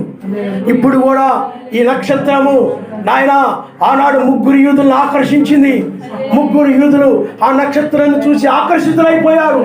ఆ నక్షత్రమును ఆ వారిని నా తండ్రి ఆకర్షిస్తేనే ఆ నక్షత్రము ఆ 3 తప్ప ఎవరిని ఆకర్షించలేదు. ఆ నక్షత్రము ఆ 3 ఆకర్షించింది కాబట్టి ఆ నక్షత్రమును ఆకర్షించబడిన వాళ్ళు వచ్చారు. ఈనాడు కూడా నీవు ఆకర్షిస్తేనే నీ దగ్గరికి వస్తారు. నా తండ్రి ఆకర్షిస్తేనే. హల్లెలూయా హల్లెలూయా. నీ వధువును ఆకర్షించావు నాయన, నీ బిడ్డలను ఆకర్షించావు నాయన. అందుకు ఈ వాక్యం ఆకర్షించింది మా తండ్రి. ఈ నక్షత్రం, ఈ తెల్లవారుజాము ఇవన్నీ ఆకర్షించాయి నాయన. అందువల్ల ఈ బిడ్డలు ఈ యొక్క మోకాళ్ళ మీద ఉండి నాయనా మాకు ఆ ముద్ర కావాలి నాయన, మేము ఆ ముద్ర ద్వారా ఈ శరీరం నుండి విమోచించబడి పై కొనుకోబడతాము. ఆ ముద్ర ద్వారా ఉగ్రతుని మేము తప్పించుకుంటామని, ఆ ఖడ్గములను తప్పించుకుంటామని వాళ్ళు ఎరిగి నిన్ను అడుగుతూ ఉన్నారు నాయన. సహాయం చేయండి, బిడ్డలు దీవించండి, ఆశీర్వదించండి. ఇంకా మా తండ్రి ఈ నక్షత్రము నీవే ఆకర్షించుకోండి నాయన.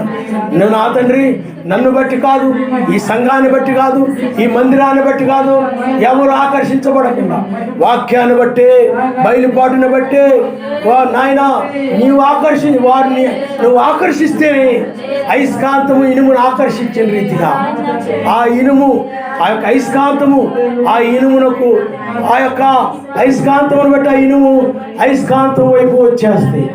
అయస్కాంతములు అతుక్కుపోతాయి. నీవు కూడా ఇనప ముక్క అయినట్లయితే ఆయన అయస్కాంతం వలె ఉన్నాడు ఆయన. ఇప్పుడు నీవు ఆ అయస్కాంతము ఆకర్షించినప్పుడు నీవు వచ్చి ఆ వాక్యాన్ని అతుక్కుపోతావు. ఆయన ఆకర్షించేటువంటి అయస్కాంతమై ఉన్నాడు. ఓ నా తండ్రి, ఈ ఉదయం వేళ ఆ ఇనప మొక్కలు తప్ప మరి ఏది దీనికి ఈ అయస్కాంతములకు ఆకర్షించబడదు. ఆ అయస్కాంతం దగ్గరికి రాలేదు. కాబట్టి నాయన చెక్క మొక్కలు, కర్ర మొక్కలు, లేకపోతే పొట్టు కానీ మరి ఏది కూడా అయస్కాంతములకు అతుక్కోదు. ఓ ఈ బిడ్డలను కూడా నాయనా నిన్ను అతుక్కుపోయిన వారుగా, వాక్యాన్ని అతుక్కుపోయిన వారుగా మీరే ఆకర్షించింది. నాయనా నీ బిడ్డలై ఉన్నారు, నీ ప్రజలై ఉన్నారు, నీ వారై ఉన్నారు. నేను ఎవరిని పిలిచేదనో మీరే వీరిని పిలుచుకున్నారు, నడిపించుకున్నారు. ఓ ఆయన పిలిచిన పిలుపు చూడుడి. లోకరీతిన గనులైను, జ్ఞానము కలిగిన వారైను, లోకరీతిగా బలము కలిగిన వారైను, ఎన్నిక కలిగిన వారైనా పిలవబడలేదు. కానీ ఓ లోకరీతిని ఎన్నిక లేని వారు, లోకరీతిన బలము లేని వారు, లోకరీతిన విరివారు, లోకరీతిన బలహీనులు, ధృవీకరించబడిన వారు, వారిని నీవు పిలిచావని బైబిల్ చెప్తూ ఉన్నది. నా తండ్రి నాయనా నీకు స్తోత్రాలు. హల్లెలూయా, హల్లెలూయా. ఈ ఆత్మే ప్రతి బిడ్డలో కార్యరూపం దాల్చడానికి సహాయం చేయండి. ఆత్మచేత నడిపించబడుతున్నారు వారు సర్వశక్తిమంతుని కుమారులని వాక్యం చెప్తూ ఉన్నది. పరిశుద్ధాత్మే పైకి తీసుకుని వెళ్ళినని ఈ వాక్యం చెప్తా ఉంది. కానీ పరిశుద్ధాత్మ ద్వారా ఆకర్షించబడాలి. హల్లెలూయా, హల్లెలూయా, హల్లెలూయా. ఆ నక్షత్రం ఇప్పుడు మనల్ని మధ్యాకాశానికి ఆకర్షిస్తా ఉంది. ఓ ఆ సూర్యుడు లోతును ఆకర్షించింది. ఓ స్తోత్రం, స్తోత్రం, స్తోత్రం, స్తోత్రం.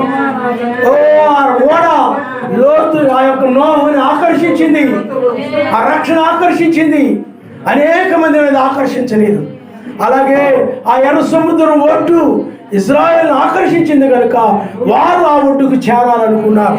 నీవు కూడా అలాగే ఆ యొక్క నక్షత్రం వాళ్ళని ఆకర్షించింది కనుక ఆ శిశువుని వాళ్ళు కనుగొనుడు కొరకై వాళ్ళు ఆ యొక్క శిశువు దగ్గరికి వారు వెళ్ళారు. మనము కూడా మధ్య ఆకాశానికి ఆయన వస్తాడు. ఎందుకంటే బెత్లెహేములో జన్మిస్తానని చెప్పాల, రెండవసారి మధ్య ఆకాశానికి వస్తానన్నాడు ఆయన. కనుక బిడ్డలను దీవించి ఆశీర్వదించమని, సహాయం చేయమని, ఘనత మహిమ ప్రభావం పొందుకోమని నజరేయుడి నుండి అశ్వమేశ్వరాన్ని మిక్కిలిగా బ్రతిలాడు చదువుతున్నాము. ఆమేన్. అందరికీ వందనాలు.